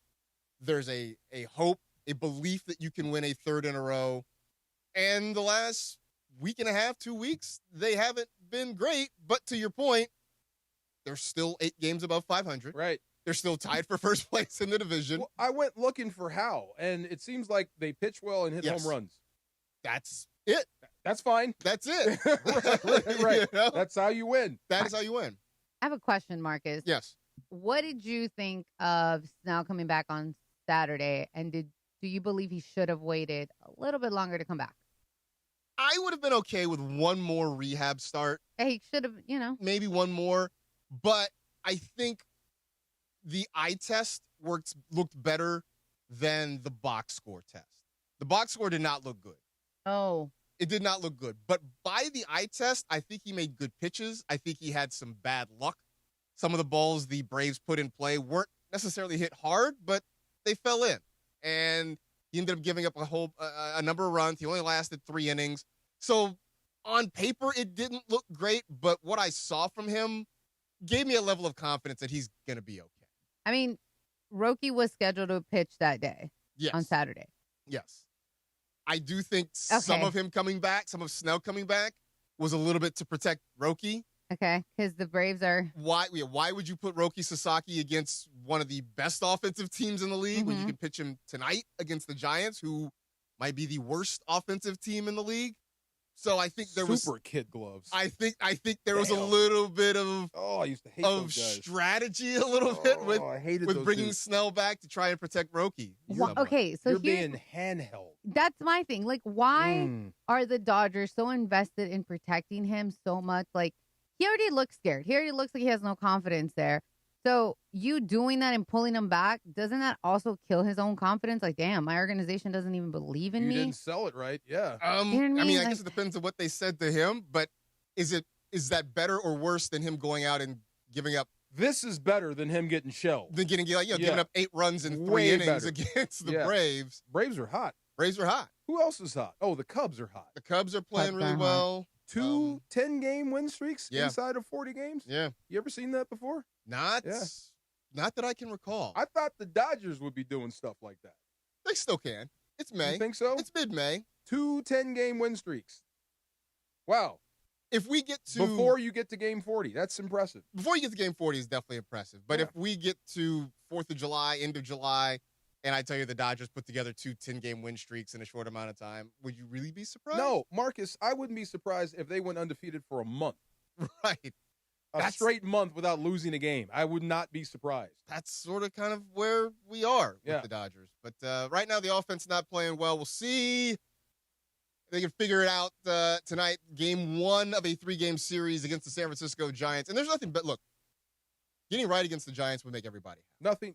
Finish that statement. There's nothing better than beating the Giants. There's nothing better than beating the Giants. I am so with you. And if they can get right against the Giants, I don't think anybody's going to feel sad about it. You know who the face of my hate is? Who's that? Will Clark. I can see that. You know what? I understand that 100%. Why, yes, him. Beat them into the – and the other one? Yep. Madison Bumgarner. Beat them into the ground, You know please. what? You know what? Max Muncy forever became a Dodger legend when he told Madison Bumgarner to get it out of the ocean. Go get it out of the ocean. Go get it out of the ocean. I was right there with him. I got your back, Max. Let's go. From that moment on, Max Muncy became an absolute Dodger legend. So we'll see if he can get going tonight. By the way, in case you don't get to watch it, or you do, check us out on the Blue Review tomorrow morning, 6:30 a.m. on the ESPN LA YouTube channel as well. Greg Blue Review. There it is. Blue Review. Greg Berger and I will be breaking it down tomorrow morning at 6:30 a.m. Of course, the Lakers play tonight, Game 4 of their series against the Oklahoma City Thunder from Crypto.com Arena. AR better bring it. Better bring it. That's going to be the only 50 burger. That's the only way the Lakers can keep their season going and ruin Beto's golf date on Wednesday. So we'll see if that can happen. But we're also going to have DeAndre's NBA playoff roundup. Can anybody stop the Knicks? Are they the hottest thing going right now? We'll find out. We'll find out for sure. But top athletes, big moments. One night, the OC Sports Awards hosted by Travis Rogers. June 18th at Angels Stadium. Celebrate greatness. Be a part of one of Orange County's premier sports nights. Get your tickets now at theocsportsawards.org. We got DeAndre's playoff roundup coming up next. Travis and DeMarco. Marcus in for Travis here at ESPN LA. And guys, I love Amor Salsita. Like I said, at my family's carne asada, the food always matters. And lately, that's the star of our table, Amor Salsita. We actually had it on Saturday when I was at my mom's house. Amor Salsita is something special. It's not only women-owned. It's homemade, authentic salsa made to share with the people that you love. The kind of salsa that brings familia together. Founders Jerry and Erica brought the bold, vibrant flavors of Mexico straight from their kitchen to yours, and it truly shows. I use it for everything. We use it on tacos. We actually used it to throw on some alcoholic beverages. So you can use it on anything. It's that versatile, and it always gets people asking, what is this? And the flavors, smoky, juicy, chunky tomato, creamy avocado, roasted varieties, and my personal favorite, the mango habanero, you cannot go wrong with. Whether you like it mild or bold, there's truly something for everyone at the table. For recipe ideas and inspirations, visit amorsalsita.com. And next time you're shopping, pick up Amor Salsita at Vaughn's, Albertsons, or Pavilions in the produce section. Amor Salsita, from our kitchen to yours, amor in every bite. Coming up. Head to Waba Grill for $5 happy hour weekdays after 3 p.m. and try our new Chili Crisp Dumplings paired with a premium or beverage drink like our new Strawberry Watermelon Lemonade Energy Refresher. Both for just $5 only at Waba Grill. Plus, we'll take out Bergey's Orchid, talk about Dodgers, Giants, and at 8 a.m., Evan Cohen from Unsportsmanlike for his weekly visit. It's all on the Sedano and Cap Morning Show, Tuesday morning at 7 a.m., right here on ESPN LA. 10th Inning Productions presents the LA Card Expo on May 16th and 17th at the Warner Center Marriott in Woodland Hills. Sports cards, Pokemon, memorabilia, autographs, TCG, Funko, and more. Baseball legend Steve Garvey will be appearing on Saturday, with legendary Bash Brothers Jose Canseco appearing on Sunday. For tickets and info, go to LACardExpo.com. Vendor tables are sold out. It's the LA Card Expo Saturday and Sunday, May 16th and 17th at Warner Center Marriott in Woodland Hills. Visit LACardExpo.com. Mason in Ireland. I only remember good things from college. I only remember good things from my childhood. I only remember the good. I never remember the bad things, and there were a lot of bad things. The OGs of LA Sports Radio. There were a lot of bad things. So why? Because it's a better way to live life. I don't dwell on the negative. I dwell on the positive. What? That's all you do here on this show. I don't dwell on the negative. I do not dwell on the negative. I'm not a dweller of the negative. You're kind of very negative. Yes. I'm not negative. You're the most negative person on the show. Oh, on the station. I'm not the most negative person on this Who's station. more negative than you? Yeah. You. Oh, no way. You're Mr. Negativity. No, You call him a homer. You're Mr. The No, glass. you say empty. you say I'm a homer. Yeah. You're not negative. I'm not negative at all. That's negative. You should say yes. Yes, I am negative. No, Yes. no, Pepe, this trickery is not going to work on me. Mason and Ireland, weekdays at noon on 710 ESPN, the all-new ESPN LA app, and live on YouTube. Individuals and businesses with tax problems, listen carefully. Do you feel like you're losing control of your finances? If you owe over $10,000 in back taxes or have unfiled tax returns, we can help you take back control. The IRS is the largest and most aggressive collection agency in the world, and they can seize your bank accounts, garnish your paycheck, close your business, and file criminal charges. Take control of your tax problem now by calling the experts at U.S. Tax Shield and take advantage of the Fresh Start program and new laws that may allow us to negotiate a settlement for the lowest amount possible. Our team of tax attorneys and enrolled agents can stop collections and get you protected so you can take control of your financial future. U.S. Tax Shield offers a price protection guaranteed quote to get you protected today. U.S. Tax Shield is A+ rated with the Better Business Bureau, so call now. 800-687-5192. That's 800-687-5192. U.S. Tax Shield. 800-687-5192. It's DeMarco Farr and Travis Rogers. Right. Just I. Right. All right. Right. It was cool. By the way, I think that's the first time I ever said I. Afternoons with DeMarco and Travis rolls on. Did I get it out in one piece? You did good. Back to the guys.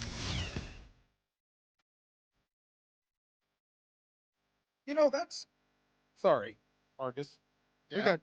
got Mike Trudell is with us. Yep. Hello. What up, what up? And hockey's on TV. And Yes. he's from Minnesota. That's right, buddy. And Laura I'm going to be preemptive. I made a short joke about you on the text message.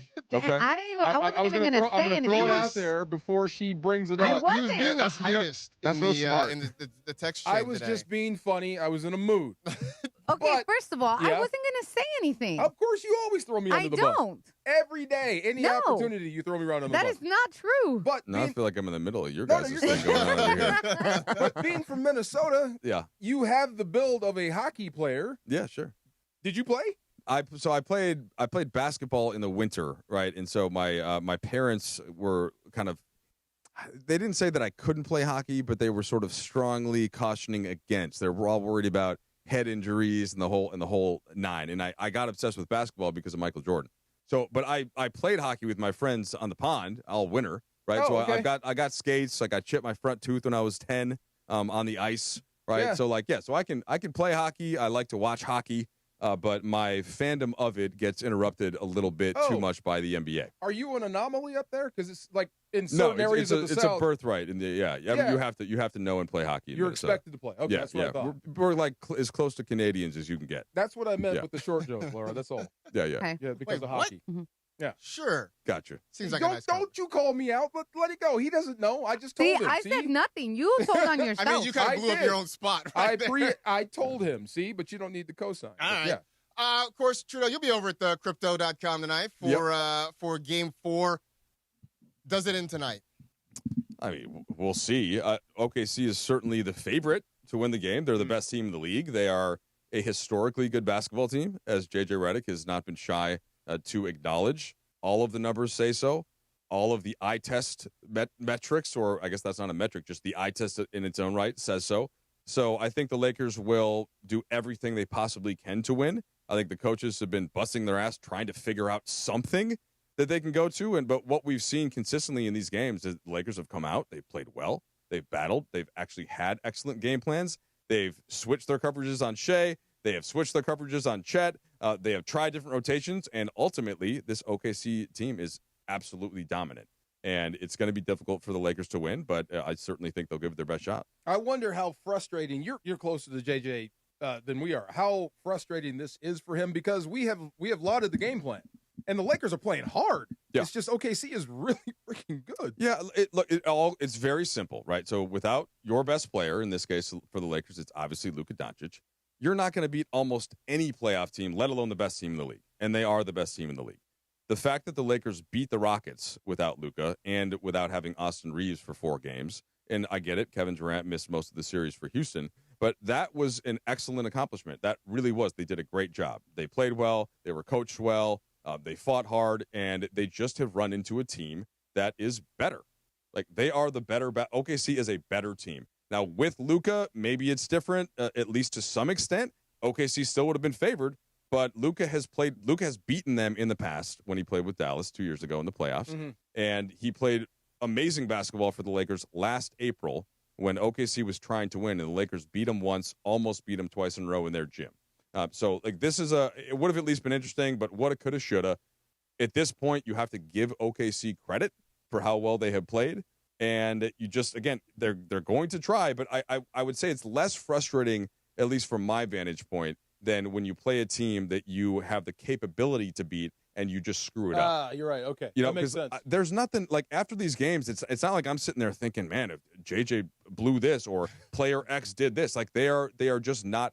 Some players are missing shots, right? Maybe they're missing the occasional assignment, but overall, it's just been that this Thunder team has 12 and honestly maybe even 14 excellent players. Right.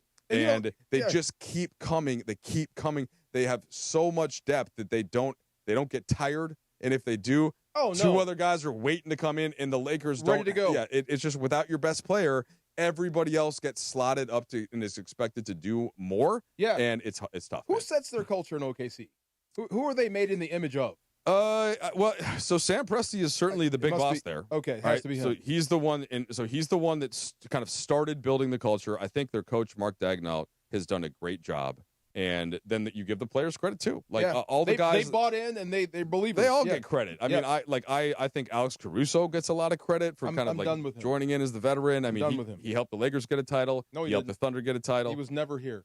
Well, he's the Thunder. He's the Thunder now. You disavowed. No.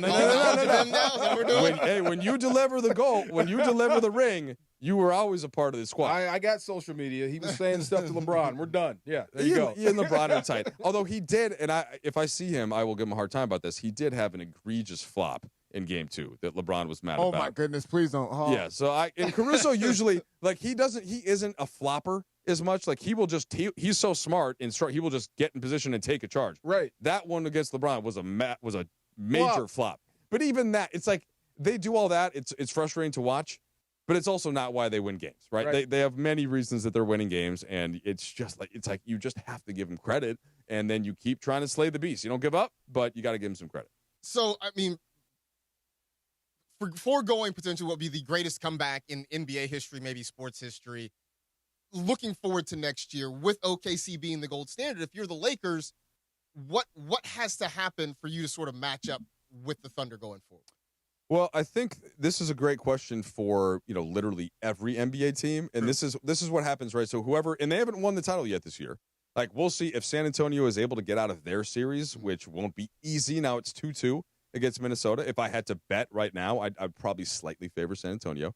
Wemby is a problem. He could be a problem for them. That's the one area, like, let's see, all of a sudden maybe Hartenstein and Chet Holmgren are neutralized a little bit. And then do they have enough on the perimeter? And again, I would pick OKC. I think we all would. Mm-hmm. Like, I think we all think OKC has the strongest chance to win the title. But so to answer your question more directly, Marcus, it's like the best place to start if I'm trying to beat a team that is as good as OKC is by having Luka Doncic. That is the best place to start because you need a bully and who also happens to be super skilled to beat that kind of blitzing, frenetic, athletic defense. And that's what Luka Doncic is. He is a bully. Like, he can bring it right to you.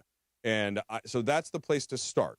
Now, how do you envision what all of the best pieces are around him when you didn't get to watch him against that team? Like, that's a little harder. That's a little harder. But I think that Rob Pelinka, whenever this season ends, and maybe it's tonight, maybe it's next week, we don't know yet, that'll be one of the questions I'm sure that he'll get. Just like, hey, what do you take from a series in which you saw your team play against the best team right now, but without your best player? Right. And how do you sort of still account for building the best type of roster to beat them?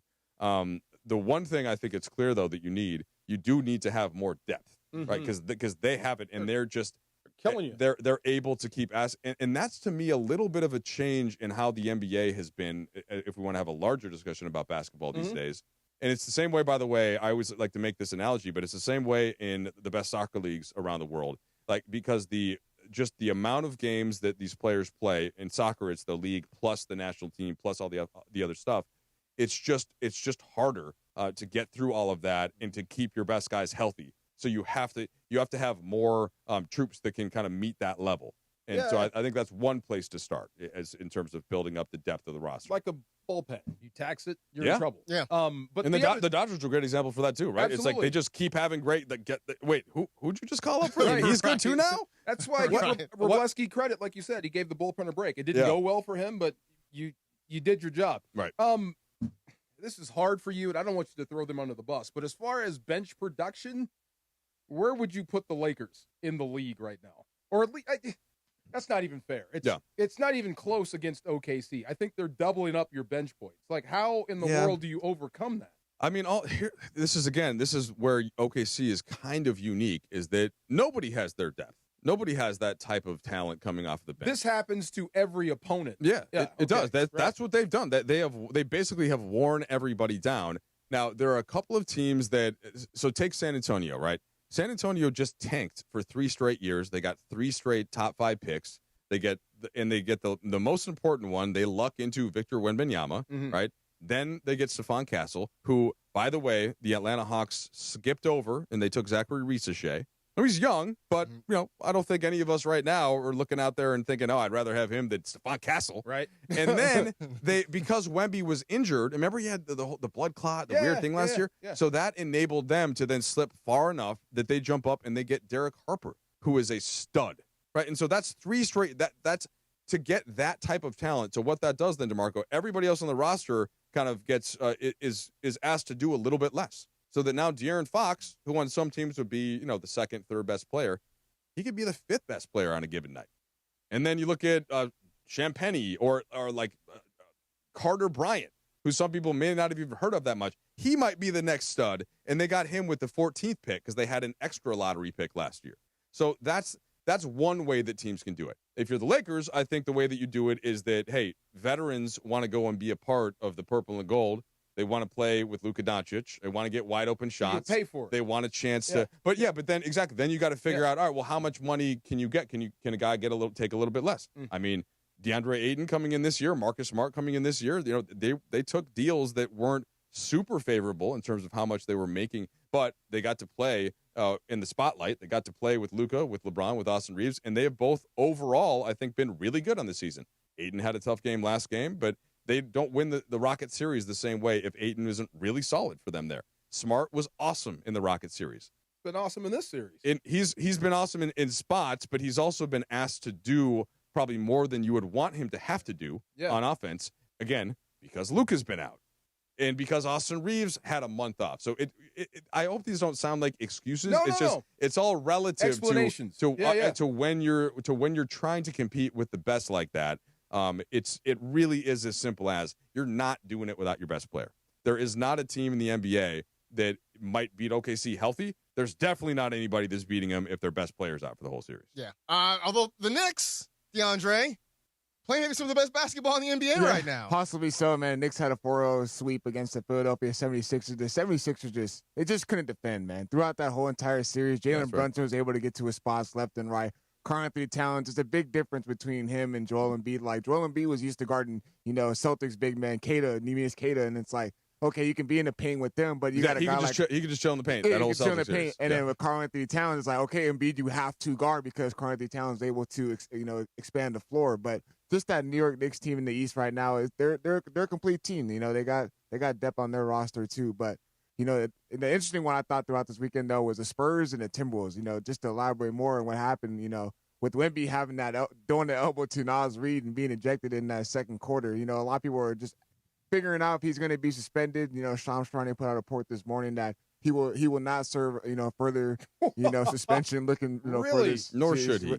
Nor should he. Nor should he. He just missed the whole playoff game. He looked him right in the eye and hit him with an elbow. Yeah, he thought he was going to hit him in the chest. Wemby's 7'4".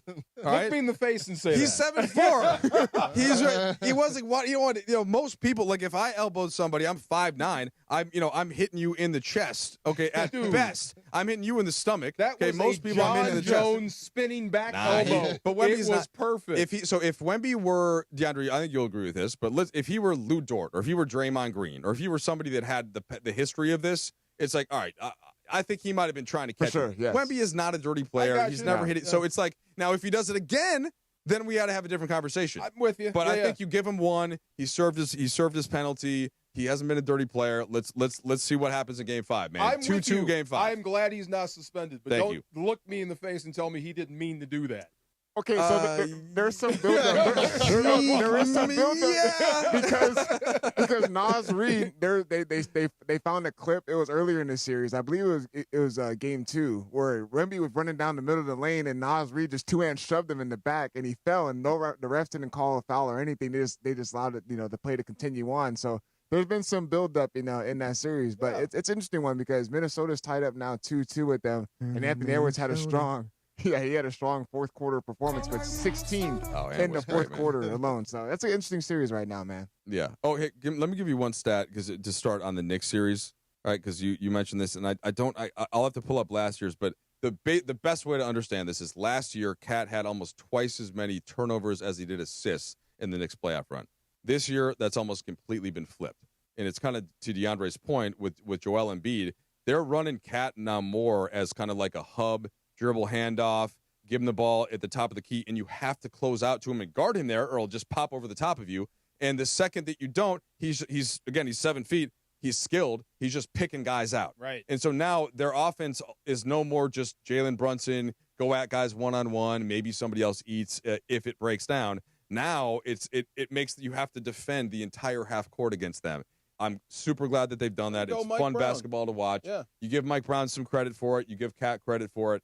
And, look, ultimately, I think that if they do get out of the East, which I hope they do, I think it's good for basketball to have the Knicks back in this mix. I would not think they'd have a great chance against OKC, but they can get really good shots at least now, and with using Cat that way. And so I think at least, they wouldn't get crushed. They got to beat Detroit, though. Yeah, which was not – in Detroit handled them in the regular season. Did. I thought that was a little bit more, and maybe, Marcus, some of you agree or disagree, that was like hey, we almost caught you in the playoffs last year. We're here now, right? We're going to try to bully you. And the Knicks were kind of like, okay, man, we got to go through this now in January and in February. And they just weren't quite bringing their best game. They're playing much crisper than they were in the regular season. I need to see it from Detroit before I actually believe it. I'm not quite there yet. I think the Knicks are the best team in the East. I think they get through. Plus, I would love to see Spike Lee hanging out in Oklahoma City. That'd be great. Just because. Let's get Chalamet over there. Yeah, exactly. There we go. Do a little tip or no tip coming up. Mike, you hanging out with us? Or yeah, you tip. be on your way? I'm going to go tip. All right, cool. Mike Trudell hanging out with us a little bit. Stick around more. DeMarco Travis, ESPN Los Angeles. Plus, Children's Hospital Los Angeles' biggest event of the year is back. Walk and Play LA brings the community together for a fun-filled day supporting kids who need life-saving care. Enjoy a scenic 3K walk plus music, games, and activities for all ages. Join us Saturday, June 6th at the Santa Monica Pier. Sign up at ESPNLA.com. Join Team ESPN LA and use code PLAY to save $10. Visit ESPNLA.com to learn more. Purple and gold playoff energy. The Purple and Gold are down 3-0 and need a spark, and they need it now. And on Monday night, the Thunder are going to have an opportunity to sweep the Lakers. It's win or the season is over for the Lake Show. Can the Lakers crack the Thunder and force a Game 5 in OKC? Lakers host the Thunder. Coverage begins tonight at 6 p.m. The Lakers postseason push happens right here on 710 ESPN and the ESPN LA app. Head to Waba Grill for $5 happy hour weekdays after 3 p.m. and try our new Chili Crisp Dumplings paired with a premium or beverage drink like our new Strawberry Watermelon Lemonade Energy Refresher, both for just $5 only at Waba Grill. On Prize Picks, so don't pass up your next shot with Prize Picks and get $50 instantly in lineups when you play your first $5. And right now, it's the Do It Live 2026 NBA Finals Sweepstakes. Pick live squares during NBA playoff games, and you can win a trip for two to the NBA Finals. To enter, you just make a $5 lineup with at least one live NBA player pick during any part of the 2026 NBA playoffs. Live player picks are picks made after a game is already in progress. So do this. Download the Prize Picks app today and use the code CAPPY, K-A-P-P-Y, to get $50 in lineups after you play your first $5 lineup. That's code CAPPY, K-A-P-P-Y, to get $50 in lineups after you play your first $5 lineup. Prize Picks, a preferred partner of the NBA. Mason and Ireland, the OGs of LA sports talk. Wow. At St. Anne's Bellfield. You guys got too many rules at UVA. Don't you still have that honor code? We do have an honor code still. Do people abide by it? Do we have an honor code here at ESPN? Hell no. No, I don't think Cappy we do. works here. Yeah, no. Morales burned the honor code a long time ago. Mason and Ireland, weekdays at noon on 710 ESPN, the ESPN LA app, and on YouTube. Individuals and businesses with tax problems, listen carefully. Do you feel like you're losing control of your finances? If you owe over $10,000 in back taxes or have unfiled tax returns, we can help you take back control. The IRS is the largest and most aggressive collection agency in the world, and they can seize your bank accounts, garnish your paycheck, close your business, and file criminal charges. Take control of your tax problem now by calling the experts at U.S. Tax Shield and take advantage of the Fresh Start program and new laws that may allow us to negotiate a settlement for the lowest amount possible. Our team of tax attorneys and enrolled agents can stop collections and get you protected so you can take control of your financial future. U.S. Tax Shield offers a price protection guaranteed quote to get you protected today. U.S. Tax Shield is A+ rated with the Better Business Bureau, so call now. 800-687-5192. That's 800-687-5192. U.S. Tax Shield. 800-687-5192. And it is the DeMarco and Travis Afternoon Show. 4 o'clock in the Southland. You know what that means. Time for Tip or No Tip. Tip or No Tip. With producer Laura. Tip or No Tip time. Take it away, producer Laura. All right. I always start with the foodie tip or no tip. Okay. But DeMarco just rolled up in here. There's a drop. What is it? What did you do? All right. Hit the drop, D. All right. DeAndre, what did he ask? He said, "What?" He said, "What is it? What is he saying tonight?" He said, "That's another song. I don't know what he's saying. What is he saying?" I said, "He's saying cold song. like Minnesota." I have no idea what he's saying. I just go Cold with like it. Minnesota. Oh, Minnesota. See? Oh, Okay, so we're all on this, right? Tip that you guys knew what that drop was, what that song was saying. Well, Cold. DeAndre's been playing that for me for like years. Yeah. Did you know he said cold like Minnesota? I heard cold and Minnesota. I couldn't. It took me a minute to figure out what the. I'm not the only one. See? No, but he got cold. You didn't even get the cold part. Minnesota. That's all I heard. Trudeau, we were talking about songs that we can't quite make out what they're saying, but we still like them, like Sean Paul, Give Me the Light. Anyway. Yeah. I actually heard that. I was out on my drive in. Oh, okay. You were listening to I us. was listening to that. Yeah, I mean, and I'm not one to try and decipher what Sean Paul is trying to say. No. That thing, Yeah. this, kind of. That's all I know. Yeah. Just give me the light.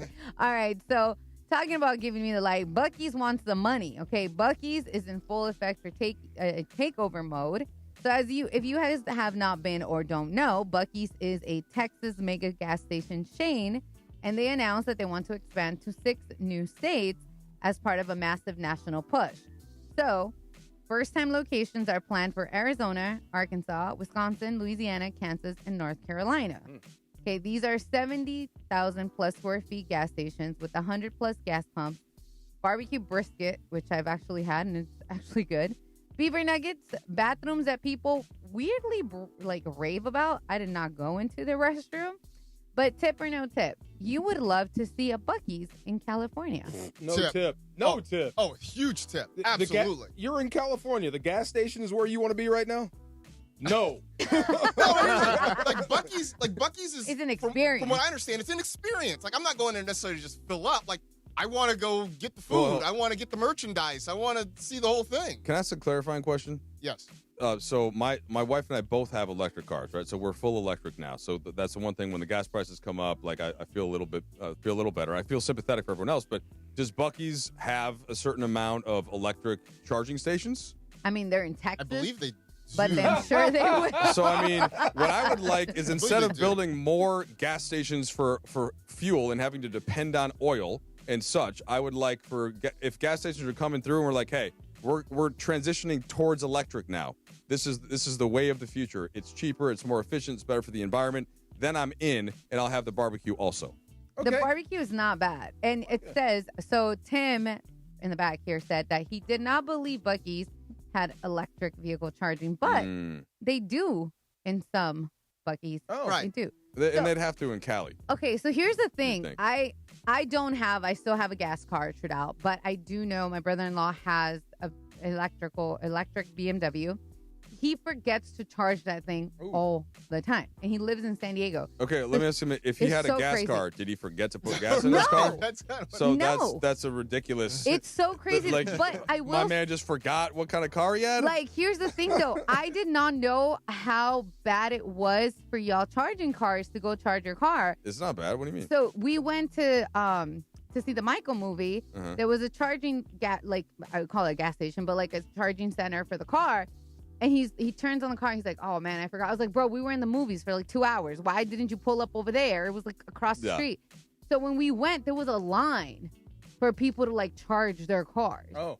And I was like, whoa, that's wild. Like, you're in line and you don't know how long that person's going to take to charge your car. So it was like a full line. And I did not know that was like a thing. Well, so I have, like most people that have an electric car, just you have a plug at your house, right? So I charge mine overnight. It's really cheap. I barely even notice it on my electric bill. So like that's how most people. So I know how many miles it has, and again, my car gets 250 miles. My wife's gets 350. So like you can make it to San Diego. Now you got to charge once you get down there, but like you're fine. Now, in terms of there being a line, there's usually a time limit on the supercharger stations where it only takes a half hour or maybe 40 minutes to fully charge any car. And so that one, you'd have a line, but you wouldn't have anybody waiting for more than 30, 40 minutes. That's still a long time, though. Well, but that's if there's one. I mean, typically there's a bunch. Okay. No, there was like 4 or 5 of those little things, but there was still like a good 7 cars in line waiting for those. For sure. But so that really the grid hopefully will continue to be improved with that, right? There will be more charging stations and as we move into the future. Can we go back to something you said earlier when you were talking about Bucky's? Sure. You said beaver nuggets. Yes. What's that? Is it made with real beaver? I don't know because I didn't have them. Oh. I can Google it. I think they're probably like chicken nuggets. I think they're chicken nuggets and they call them beaver nuggets. I'd be curious to try beaver just to see. Nah, man. Hard pass on that. What's that called? Buffalo oyster?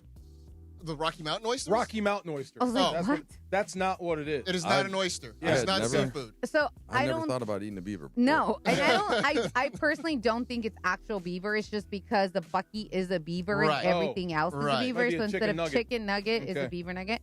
And talking, moving from there's no way it's actual beaver. No, it's just chicken. It's chicken.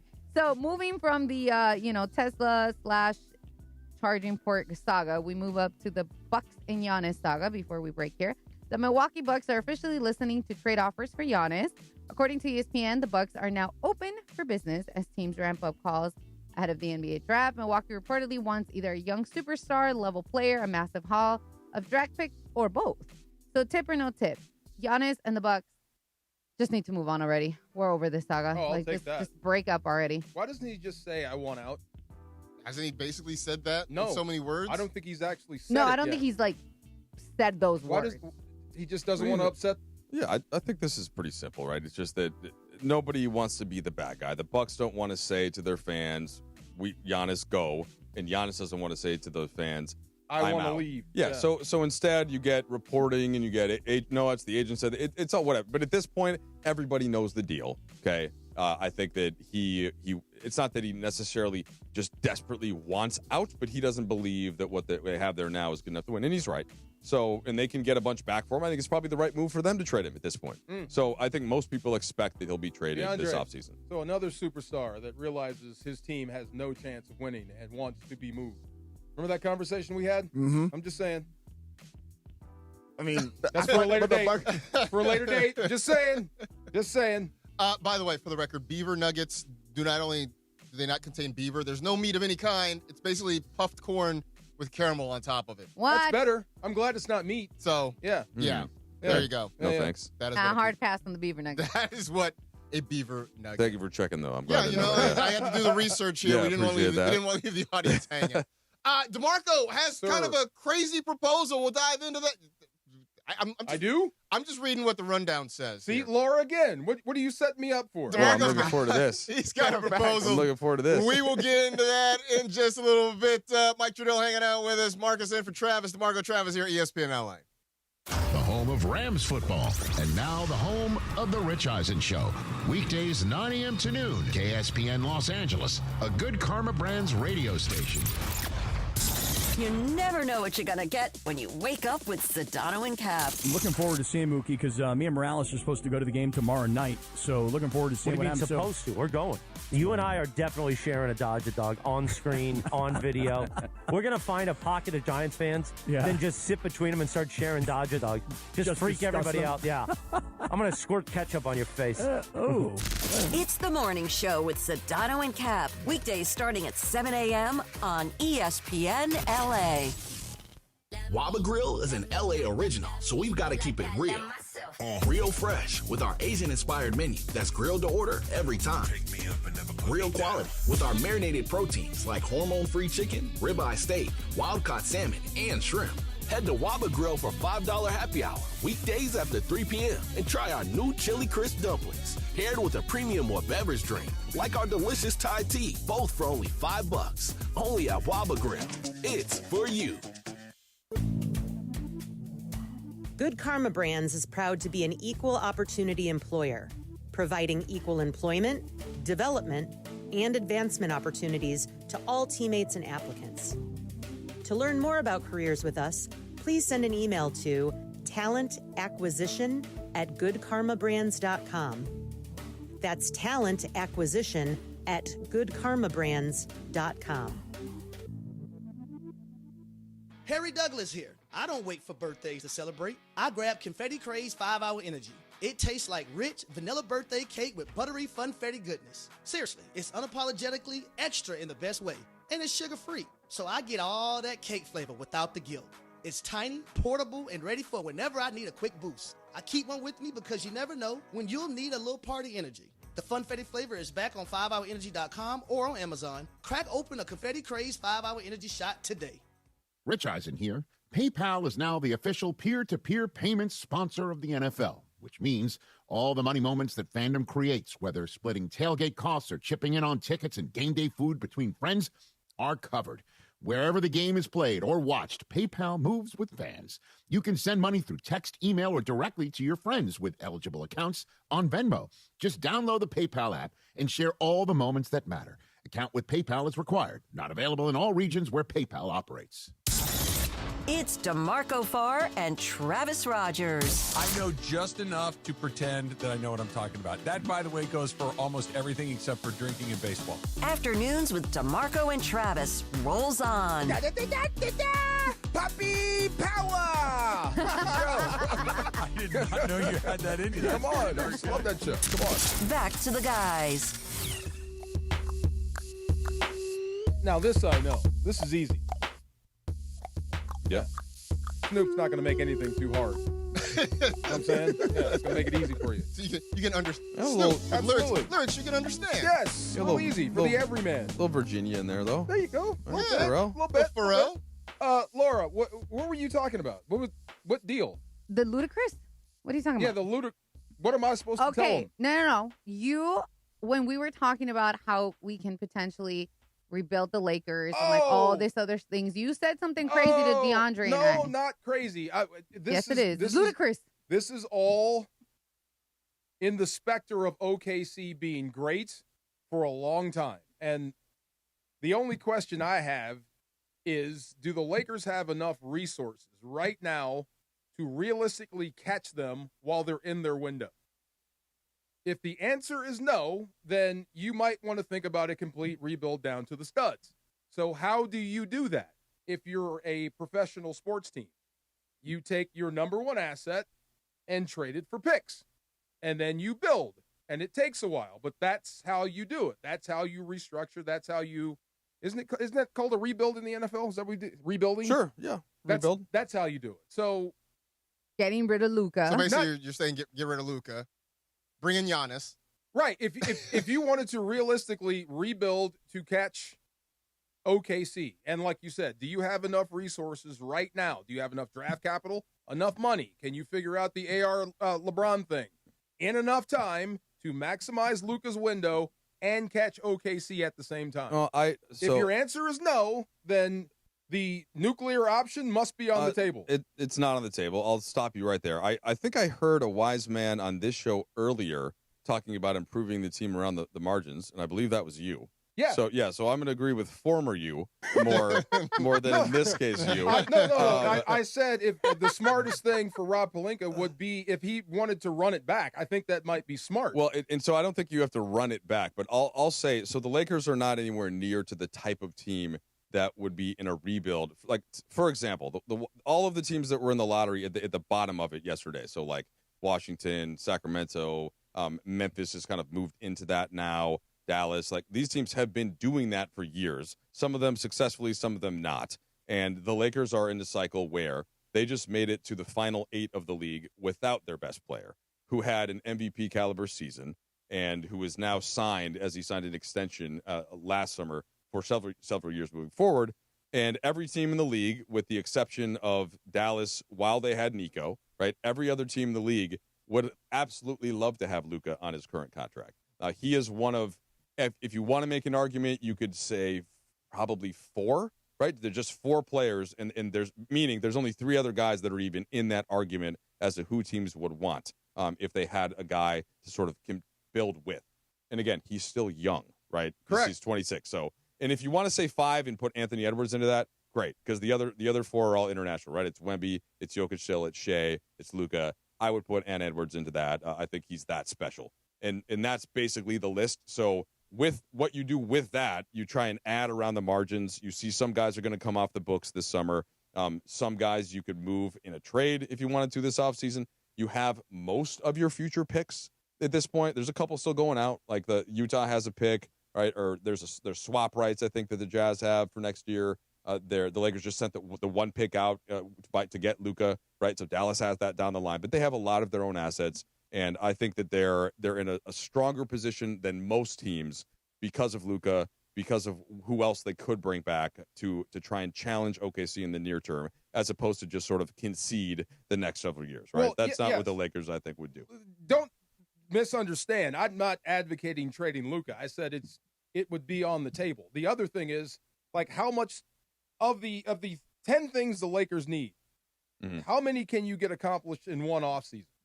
That's a good question, and it's the question that I think that all teams, right, have to ask when there's a team that's that dominant. And I'm not putting them quite yet in the 90s Bulls or the early 2000s Lakers or the Warriors of the mid. What do we even call that? The mid-aughts? Mid-aughts. Yeah. Mid-aughts. Okay. Yeah. So we're, but they're getting there. But like what you have, I think that especially being the Lakers, right, they're trying to figure out exactly the question that you just asked is, and they, by the way, when they got Luka, it was a surprise. So they couldn't then acquire other players at the trade deadline, right, to be able to supplement it. And in this offseason, they didn't really have anybody that was up in terms of like somebody that wasn't going to be on their roster the next year. So they were only able to add the 3 players, and I thought they did a nice job with that, with Smart, with Ayton, with LaRavia, without spending a ton of money. Now I think they have additional resources this offseason to address that. And then they'll have additional resources at the next deadline. So they don't have to do it all this summer. Like, they don't have to do everything, but obviously they're going to want to make steps. Nobody wants to win more, right, than the Lakers, and this, of course, includes new ownership alongside Genie. So I think that they will do everything they can to do it as quickly as possible, but you don't have to do every single thing this summer. How much does new ownership change the calculus of what they do, or at least the timeline in which they do it? We don't know yet, other than the obviously terrific precedent that they set running the Dodgers. Right. And I think everybody's pretty happy with how that's turned out. Different sports, you do have a salary cap, but clearly there's a lot of smart people thinking about how do they optimize what the Lakers are. And I think that you go into that as somebody that is, let's say, just from the average Laker fan, I think is probably excited about what they might be able to do. But, we don't know what that will be just yet. Oh, well, back to the Luka point for one thing. You said how many players are like Luka in this league? 4, maybe 5? Like 5. That kind of proves my point. Yeah. If you do move him, what do you think you would get in return? I'm not even Unlike entertaining. What Dallas did. I'm just saying. Not entertaining if any he's concept top 5, of whatever, not moving Luka. Imagine what you get in return. Buzzer. Deanna, do you have a buzzer of some just kind? Saying. Tell him, True. Tell him. Right? You Give me a must at buzzer or least something. No, prepare the portfolio for the option. I will not. In case we get I'm very happy to have Luka in purple and gold. Me too. Forever. The other thing. Okay, so we know what. Thank you. You didn't have to acquiesce, man. Listen, I said ludicrous. Ludicrous, ridiculous, ludicrous for a reason. I'm not just saying. You should at least talk about it. But so the pressure of NBA playoff basketball is ginormous. You can tell. Guys age right before your eyes. Your impression of Austin Reeves through this? Because I think we've said his name more than LeBron. And that's impossible when we talk about the Lakers. So how do you think he's taking this series so far? I mean, I think he's had some moments where he's been excellent in this series. Like, so game 2 from a scoring standpoint, we saw him get 31 and do it efficiently. The games back here, or specifically game 3, he had, I think, either 7 or 8 assists in the first half. And I thought he was doing a great job getting downhill, spraying out to shooters, and that allowed the Lakers to have a lead at halftime.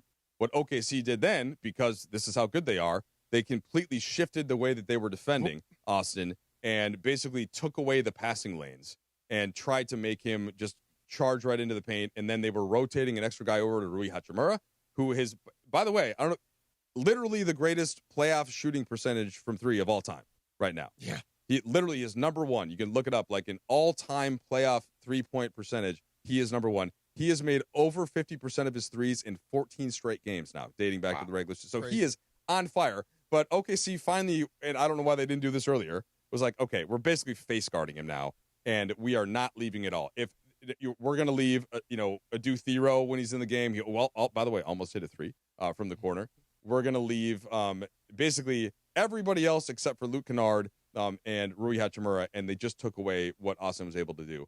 So it's a long way, DeMarco, of saying I think that he has carried the burden alongside LeBron as the primary shot creator against the best defense in the league. And he has struggled at times. He has done well at times, just like somebody in his category would do, which is either the second or third best player on a team, a all-star caliber player, but not Luka Doncic, right? Yeah, not a guy that can dust over the top of a defense and take over. And it's a very difficult ask. Hey, here's the ball.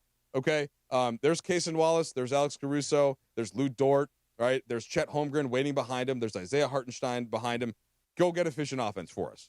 Like, there's the guys that can do that, again, are Nikola Jokic, Shea, if you weren't on OKC, Anthony Edwards to an extent, and Luka. That's it. That's all. Now, actually, by the way, LeBron can, but it's tough. It's tough for LeBron to do that game after game at age 41. Right. Like LeBron, even at maybe like 38, I think LeBron can go through that defense and get all the way to the rim and finish at the rim. But right now, it's such a difficult thing to measure Reeves at doing. It's very tricky. I understand. I hear you. What you're saying is it's unfair to judge him by this series alone, going into an offseason, because this happens. It's tough. Yeah. This is like me yelling at somebody for not stopping the tush push. Really, it's just a goal line. Why can't you stop it? Just stop it. Right. No, it's hard. It's really hard to do. They don't have the personnel. None of the teams have the personnel like the Eagles. That's why. Right. You really opened the door You for him. walked right into that walked one. right into that one. You walked right into but, that but one. it brings up the point about maybe we are unfairly dumping on Austin Reeves for what OKC is doing to the Lakers, not just him. Yeah, it is a tough one. I'm glad that you asked the question. I think that it's just it's something that you'll have to analyze though as you move forward. I'm going to go run across the street right now and ask JJ Redick maybe about that and other things. But pleasure to see you guys as always. Good to see you, man. Float my Luka idea to him. See what he says. That has been rejected. That has been rejected. See what it says. Yeah. Somehow I feel like I think Trudell's response is going to be kinder than whatever JJ would have had to say. I am not advocating trading Luka. That is not what I'm saying. But at least if you're a team that's not going to chase down the champions anytime soon, you have to put every option on the table. And with what he said, Luka is 1 of 5, right? Yes. What do you think you would get in return for that? I mean, in theory, you could get a haul, More than that wouldn't be attractive to you at all. More than what Nico Harrison got. Of course. Which is why Nico Harrison does not have a GM job at the moment. Top athletes, big moments. One night, the OC Sports Awards hosted by Travis Rogers, June 18th at Angel Stadium. Celebrate greatness and be part of one of Orange County's premier sports nights. Get your tickets now at theocsportsawards.org. I heard Michael Wilbon talk about somebody told him a story about trading Wilt Chamberlain. It happens. I'm just saying. I mean, yeah. You don't trade away a generational talent I'm just saying. And he made a great point. He said every offseason somebody calls up and said, Kevin Durant did what? I'm like, you know what? You're right. I feel like Kevin Durant is in that weird situation. Like we talk about it all the time. Like his personality. We're talking about the series with him with him being on the Rockets, and now it seemed like they have no chemistry all season long. Like Kevin Durant's been kind of a journeyman. No, but he's a unicorn like Luka. Yeah, but he's not a shocker when you hear it now. No, but he is one of the best players in the league, and he moves around.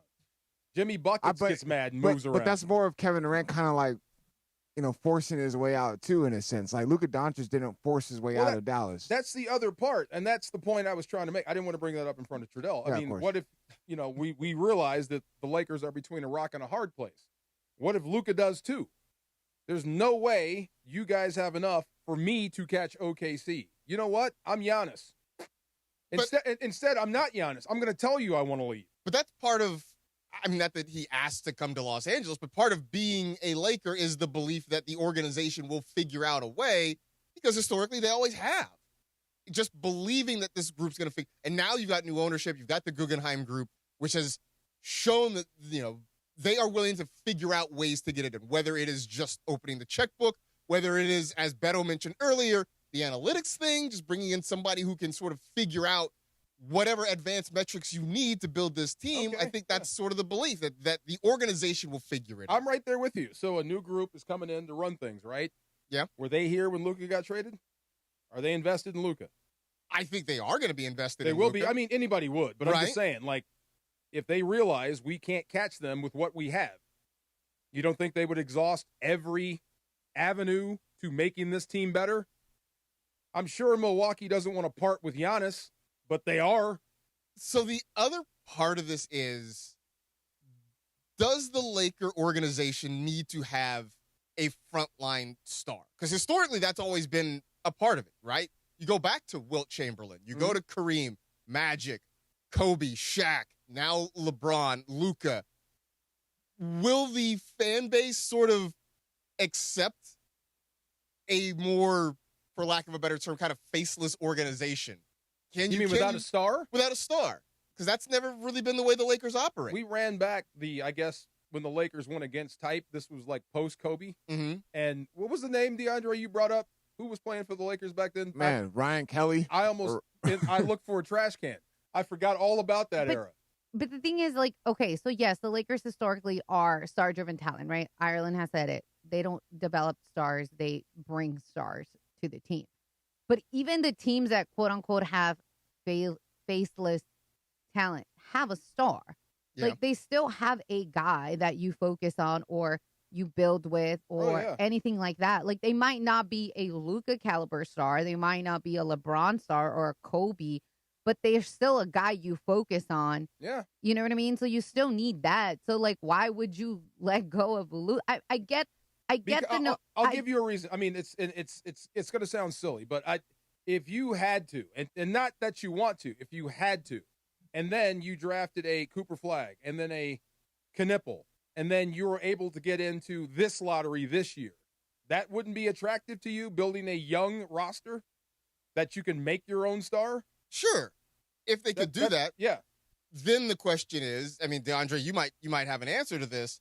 Does that mean J.J. Redick's not the guy because he doesn't like playing young players? He doesn't really seem to want to develop young guys. If that's the route you take, does that mean you need a new head coach? No, because, I feel like it's different. J.J. Redick's not playing young guys like Adu Thiero or, he's not playing Dalton Connect because he tried that experience with Dalton Connect. Remember, got to go back. Lakers tried to trade Dalton Connect, and the trade got rescinded with the whole Mark Williams experience, which it worked out in Lakers' benefit because Mark Williams ended up not being able to play for the Phoenix Suns in this playoff series against Oklahoma City. And then you look at Adu Thiero, it's like, like Beto mentioned, like he was hurt. He didn't really have a full training camp. So he really wasn't mentally ready. He really wasn't physically ready. So all those reps he was getting in the G League, J.J. Redick still didn't trust him enough to actually go through with a game plan, actually go through with a defensive scouting report. So then now he's seen this playoff series that he's rolling the dice with them now because Jake LaRavia has not been playing well through the series. So now J.J. Redick's trying to trust and he's trying to evolve. Like he's having growing patterns and he's learned. He's learned with his experience last year, only playing 5 guys into this year. So if you end up getting a caliber guy like a Cooper Flagg or Concanippo, J.J. Redick's definitely going to play guys of those, those stars. You know what I mean? And that's another thing. Like, for all the heat that the Lakers are taking and, people are like this and that, they're playing such a good team. And JJ has coached his ass off. Like, he really has. He's just out, man. Like, you put something in, like, OKC's like, we got you. You put something else, like, we got you. But he's actually coached really well. Well, I think that's one of the big takeaways from this series. JJ has coached well. The team has played hard. The team has played well.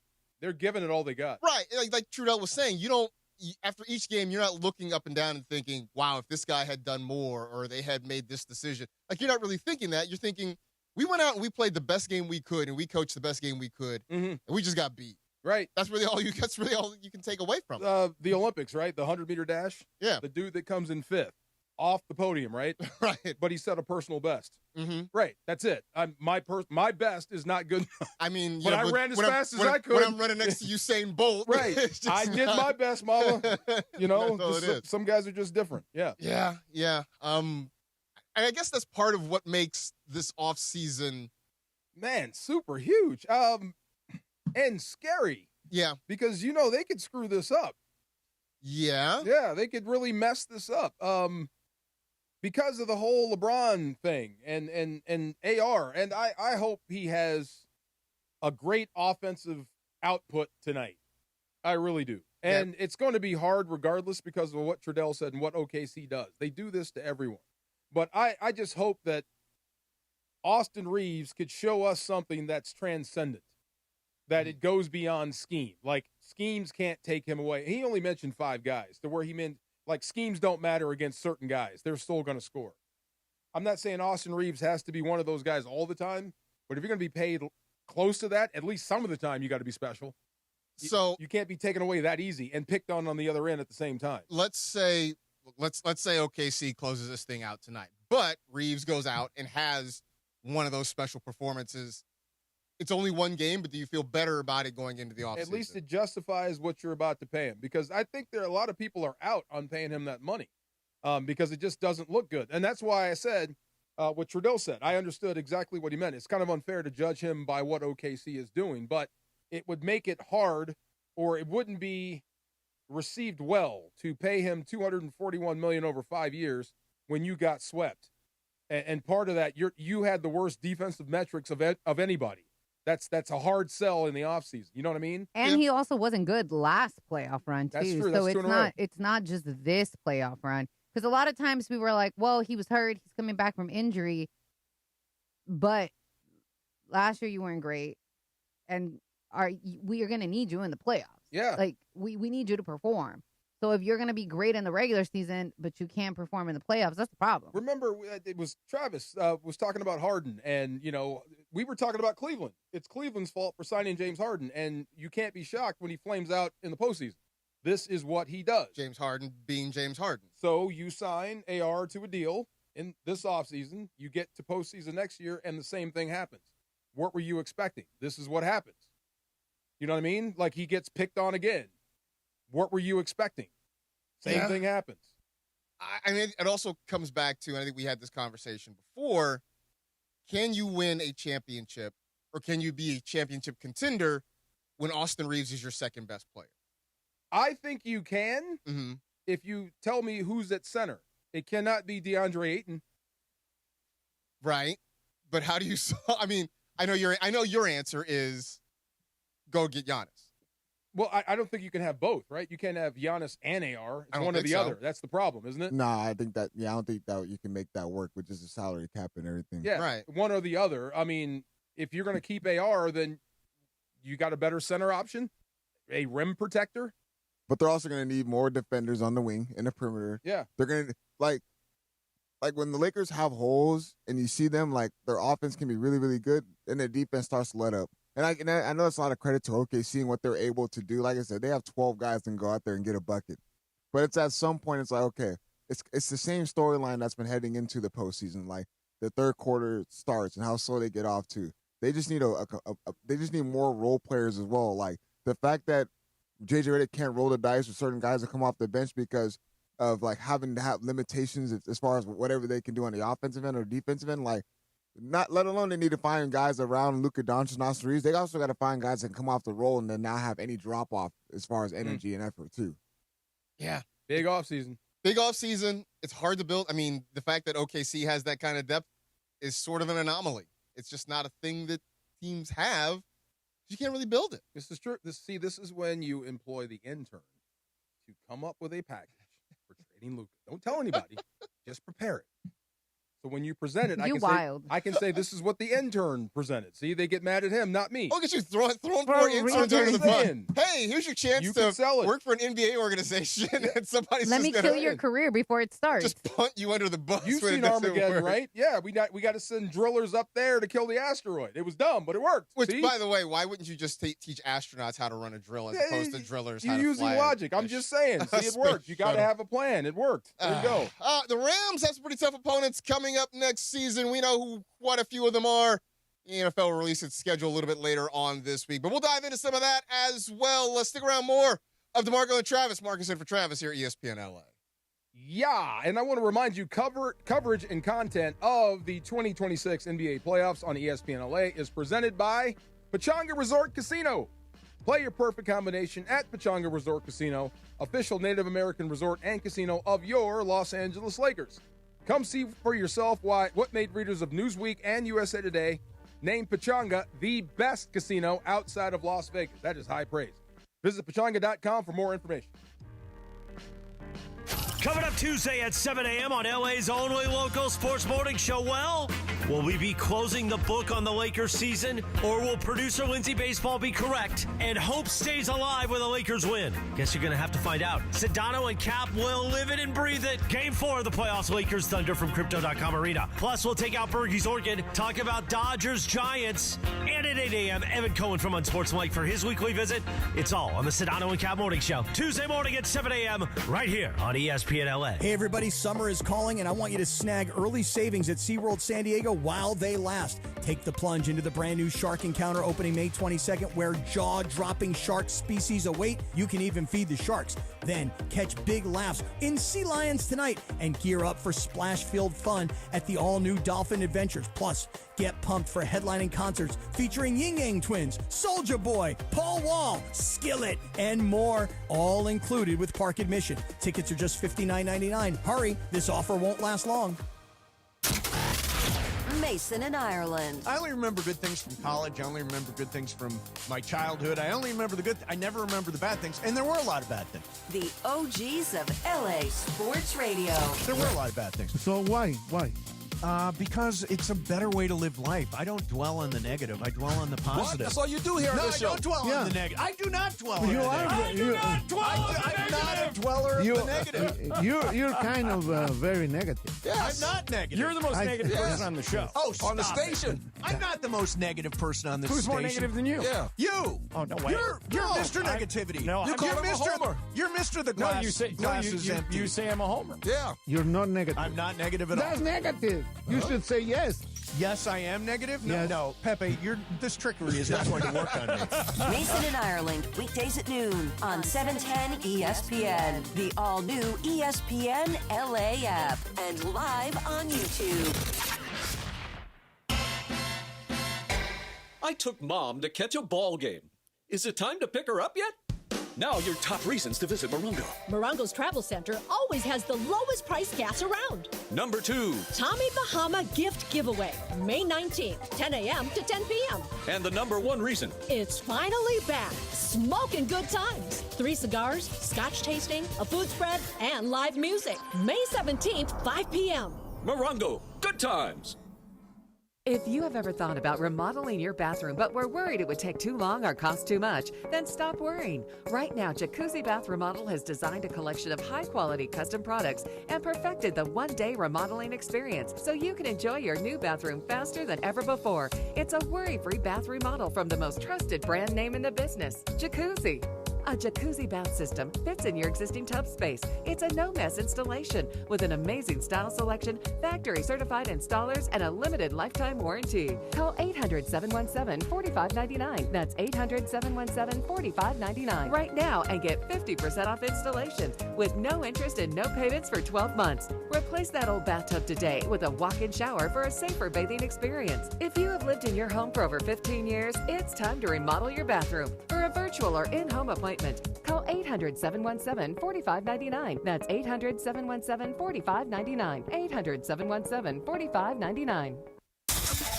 This is the afternoon show with DeMarco and Travis. Thicker. A little firmer. A little firmer, a little thicker. And I like like mine a little firmer, too. Yeah. DeMarco and Travis continue. A little thicker, a little firmer. Here are the guys.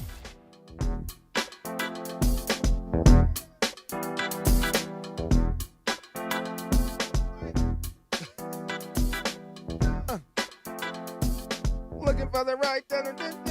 I don't know what he's saying there. I was going to just keep going. Oh, St. Louis's own Nelly. Come Rams on used to play in now. St. Louis once upon a time. Yeah. Yeah. I was just talking to a guy at the gym about the last game in St. Louis. It was called the Condiment Bowl.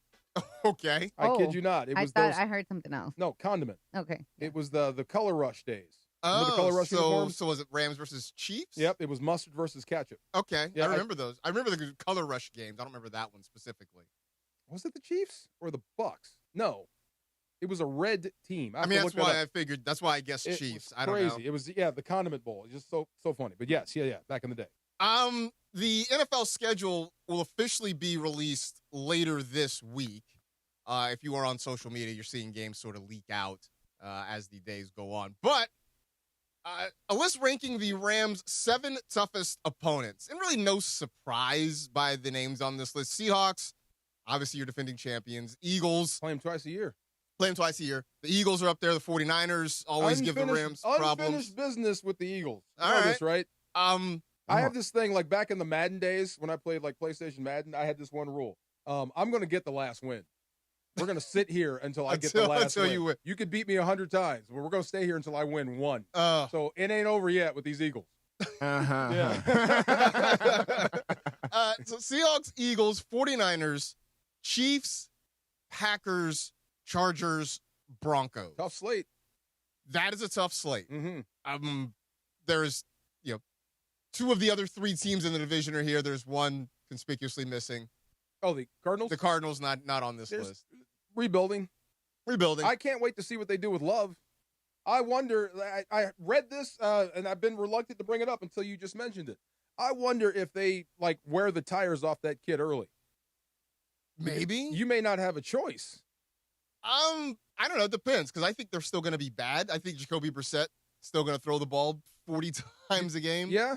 Just because. You don't draft a running back at 4 and then not play him. I think they're going to play him. Me too. I think they're going to wear the tread off that kid early. But they also signed Tyler Algier. They still have James Conner. I know he's getting older and has had some injury issues. Yeah, big, strong dude. So I think you see, at least early on, a lot of those guys working. I think by the end of the year, it's just the Jeremiah Love show. It probably you're right. But that's crazy. I hope he doesn't go there just to waste his career. I mean, sadly, he didn't have a choice. If we had rookie free agency, he would have had a choice, and maybe he doesn't go. Well, it happens. I mean, I'm still shocked they took him at 4. That's the thing. I'm still trying to scratch my head over. Mm-hmm. I mean, of those 7, who is? I know for you, you always circle the 49ers. Always. For sure. And not just because it's the Niners. I mean, I don't like the Niners. Right. There's a lot of history there, but they are good. They're breathing right down your neck. That's a team you just can't shake.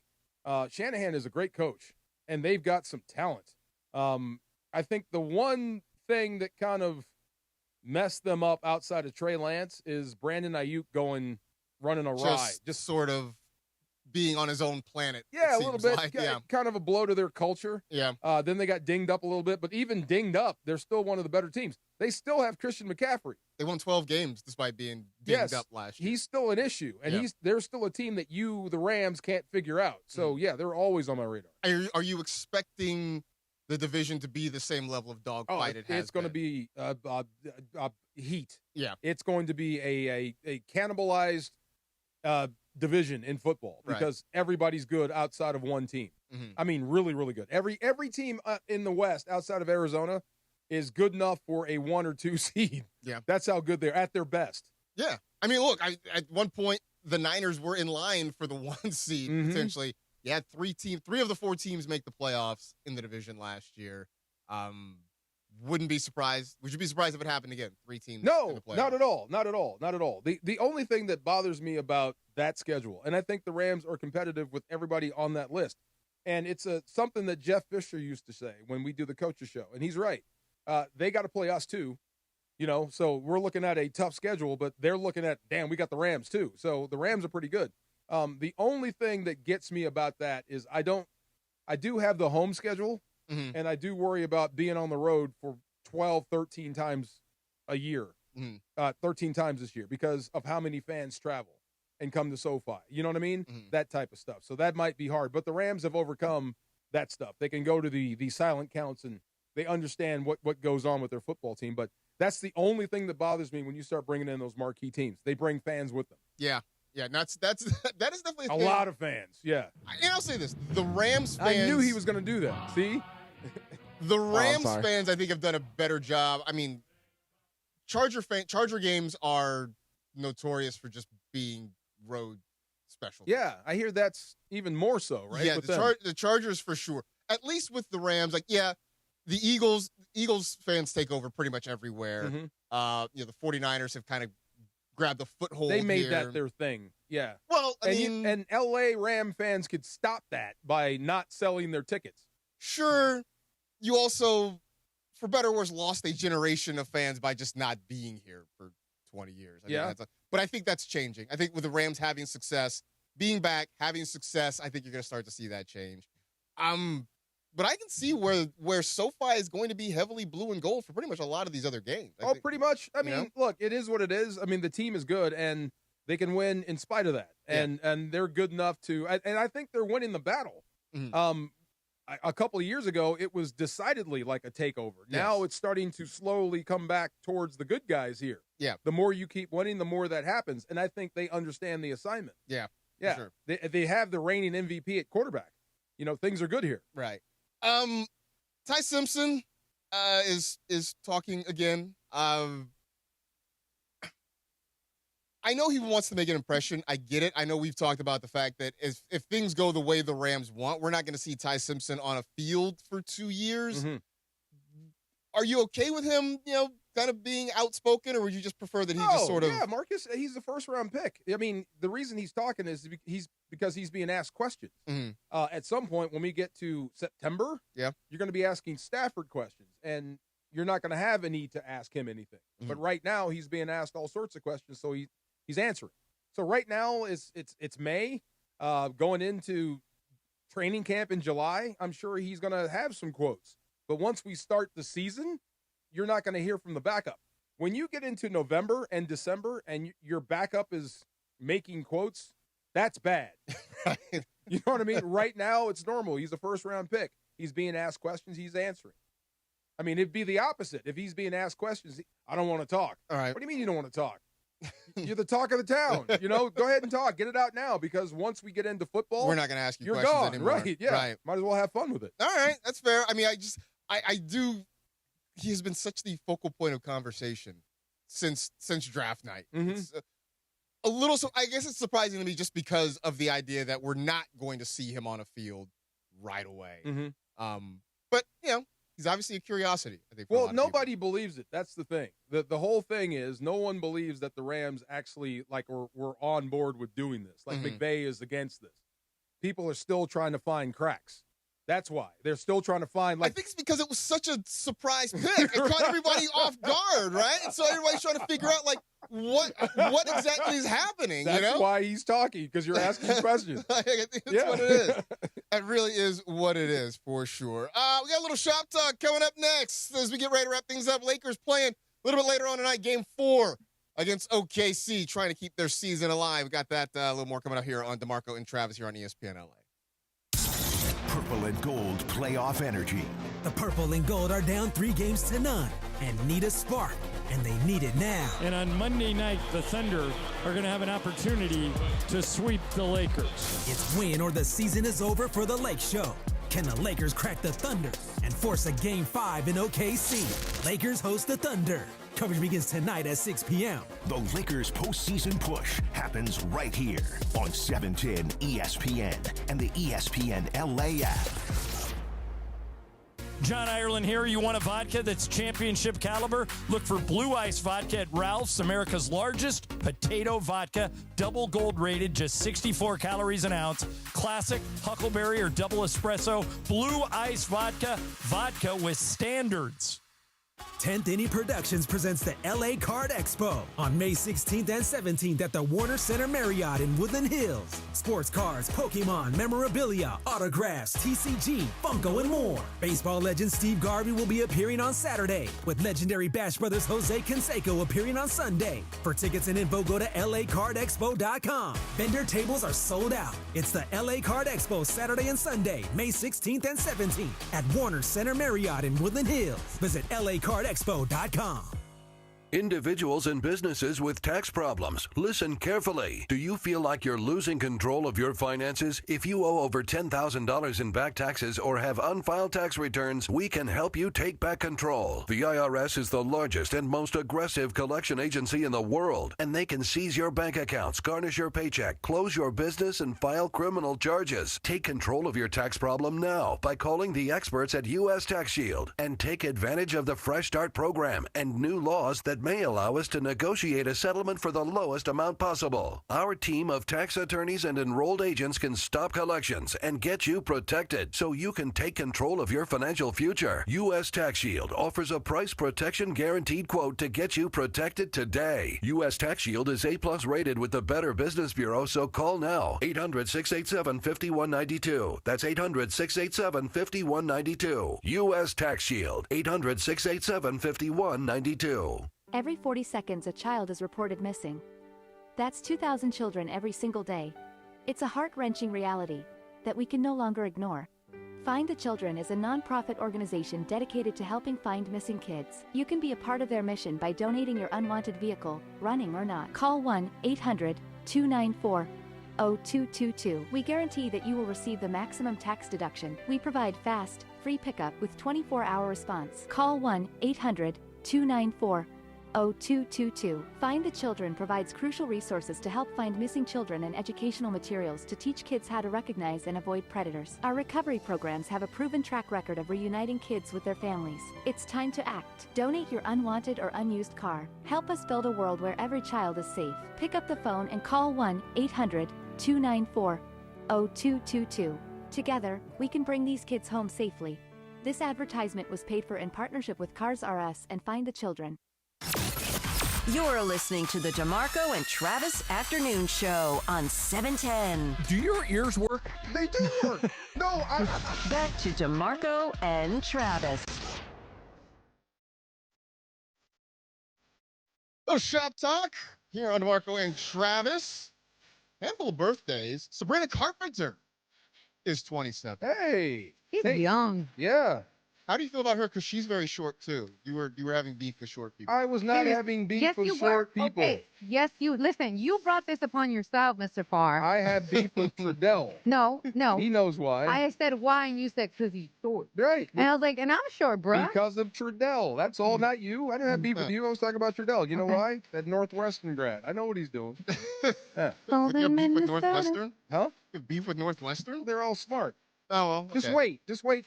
5 minutes. They'll throw out that they went to Northwestern. Oh, yeah. He's one of them. Yeah. He'll figure it out. Yeah. Black China is 38. Unbelievable. She actually made the shop talk list? Okay, first of all, she was higher than everybody below her in the list of when I go get birthdays. Okay. That's wild. So if your 4-year-old child says, "Mama, who's Black China?" What do you tell her? Irrelevant. Oh. She used to date Rob. She used to date Rob Kardashian. Okay, that's what you say. Okay. No, I there say you go. irrelevant. You don't need to know who I that think that's is. when you just read the Wikipedia entry. Is that it? Right? Well, she turned her life around though. I heard. Good She for turned her. her life Good around. for her. Good for her. God bless her. Yeah. Cam Newton is 37 years old. No way. You know, I think there's a part of him that the reason he acts the way he acts on his podcast is I think he's hurt the NFL doesn't miss him more. I can buy that. You know, if you go to Carolina, it's like he never existed. Really? Yes. He's nowhere to be found. Surprise. Yeah, he's nowhere to be found. There's The no quarterback that took him to the Super Bowl. Yeah, Crazy. that's a surprise. Right. Everywhere you go, there's monuments to all the great players of great teams. You go to Carolina, you don't see him at all. I think part of him is hurt by that. Wow. Yeah. Like when he says, I'd rather have an MVP than the Super Bowl, I think that comes from a place of hurt. Huh. I don't think he believes that. Interesting. Does that mean do we all have to wear weird hats in celebration for his That's birthday? another thing. Hey, Or be man, the Superman. to each his own, bro. Yeah. Kobe Bell, who is an actor, also our pal Parker Bell's uncle. No way. Let me look him up. Jason Kobe Bell? Pitts, baby. Jason Jason Pitts. Pitts. There you go. The game. What did he say? What did he call himself? The half black quarterback. That's what he called himself. Yeah. Quarter black quarterback. There you Black go. quarterback. That was it. I love that show so much. Today would have been Denver Pyle's birthday. You might be the only person, DeMarco, in this room who remembers Denver Pyle. Uncle Jesse. Oh, From the Uncle Dukes of Hazzard. Jesse. I Yes. never knew his real name. That's his name? That's Denver his Pyle? actual Denver Pyle is his name. Actually, I did know because I couldn't wait for it to come up on the credits. On the credits, right? Denver Pyle. Yeah. Yeah. Oh, my God. I forgot about him. Yeah. Would have been, let's even do the math, 106 years old. Wow. I didn't know. I had no idea it was a kid. The General Lee was a cool car. It was a cool car. I forgot. I did not know what the thing meant. The flag. Yeah. Now that I know, now I'm like, oh yeah, it's myself. kind of it's a Yeah. little awkward. Yeah, for sure. But when I was a kid, I had no idea. No idea. Today's National Eat What You Want Day, which I just call Monday. There you go. Right? Like I didn't know we had to have a national day for this. Listen, there's a national day for everything. I know, but Right. I'm a grown ass man. I just eat whatever I want. Like when I choose to eat, Yeah. that's what I eat. That's every day. Yeah. Right. Okay, I have a random question. Sure. Have you guys seen the movie SWAT? I don't believe so. Okay, Wow. SWAT. No. So it's a new movie on Netflix, and it stars Michael B. Jordan. It's animated. It's animated. Okay. Oh, yeah. It's a little animated fantasy adventure comedy film. And I was so excited because I love Michael B. Jordan. I did not like him as a voice actor. And I don't know why when you said I'm a grown man, I feel like he said I'm a grown man, I could do this. But somebody should have been like, Didn't work. I think not everybody has No, the voice to be a he voice doesn't over have guy. that voice. Yeah, I can see that. I can see like I like him as an actor, but I can see how he's not a good voiceover guy. I gotta hear it. I gotta see it. Yeah. Yeah, I know. I know what you mean though. It just sometimes it doesn't work. Yeah. Today's National Twilight Zone Day. Hey, Rod Sterling. Rod Serling, Yes. yeah. I used to love the Zone.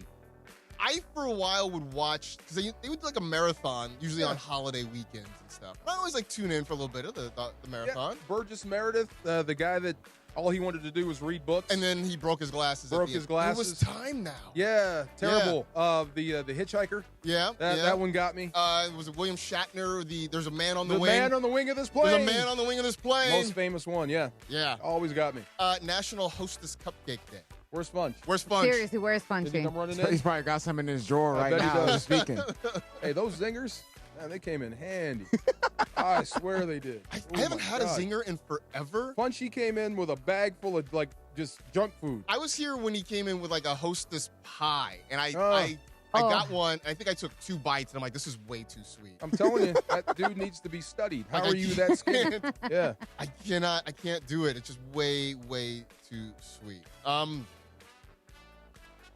1811, the famous Siamese twins Cheng and Ing were born to Chinese parents in Siam, now Thailand. I remember this. Did you? Wait, you do? Yeah, it's 1811. No, I remember this from Was it the encyclopedias we used to read or the Guinness book? The Guinness book. Probably the Guinness Book of World Records. Yeah, they were in that. Oh, we didn't let you finish that thought. We were like, wait, what? Yeah, no, they were like the first page. It's like the thing that got you started. You see a picture of them. I mean, I used to buy, every year they'd have these scholastic book fairs or whatever. I love these scholastic book and I would always re-up and order that years. Not that the records really changed significantly from one year to the next, but I think I had like 3 or 4 years in a row worth of Guinness. Yeah, fun. The scholastic book fairs were so amazing, but the books were so expensive. Yeah. So dumb expensive. Did you guys have a bookmobile? I know of the bookmobile, but we didn't have one. We didn't. You didn't have a bookmobile? I don't think we it was had like one. a bus with books. Yeah. Yeah. Yeah, I know what it is. I never had one. I like the ones now where you can leave a book and take a book, in at the certain little neighborhoods. thing. Yeah. Like the little neighborhood ones. Those are really cool. Those are very you live in a nice neighborhood. Very, That's very true. For sure. 1964, the Beach Boys single "I Get Around" was released. Wow. Hawthorne's finest, the Beach Boys. I get around. Yeah. Your assessment of the Beach Boys.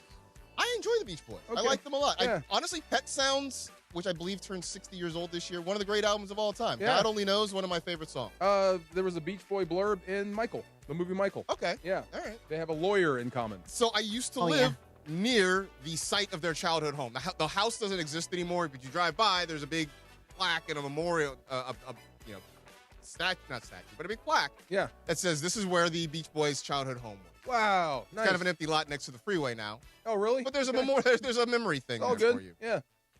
Can I sneak one in? Yes. 1949, the first Polaroid camera was sold for $89.95. Wow. Really? That seems like a lot. That's a lot of money. Right, and in $1949, that's a lot of money. That's a lot of money, but I love I Polaroid still cameras. have a shoebox full of Polaroids. Oh, I'm a little scared. Me too. By the way, Polaroid cameras now, dumb expensive. Are they really? Yes, they are. Wow. Yeah. They're still very expensive. So, sorry, I just looked this up. $89.49 in 1949 is equivalent to about $1,234 today. How much? $1,234. What was the first number? $89.49. $89.95. Less than $100 is worth over $1,000 now. Yes. Yeah, so about $90 in 1949 is worth over $1,200 DeAndre, today. quit now. Quit now. Walk across Africa or something. Oh my goodness. 1977, on this day in 1977, Ted Turner, who recently passed, managed an Atlanta Braves game. Travis mentioned that one. That's funny. And I believe he actually has the second fewest losses as Braves manager. Really? Yeah. I know he lost that game, and Major League Baseball decided that it was against the rules for the owner to also be the manager. Oh, wow. So he had to hire somebody. He fired the guy and then went down there and managed the team. And managed himself? Yeah. You know, that's something we would all do. Let me do it. Get out of the way. I'll do it. 3 things the average man thinks they can do better than everybody else: build a fire, run a hotel, manage a baseball team. Yeah, pretty much. Yeah. You're right. You're right, 100%.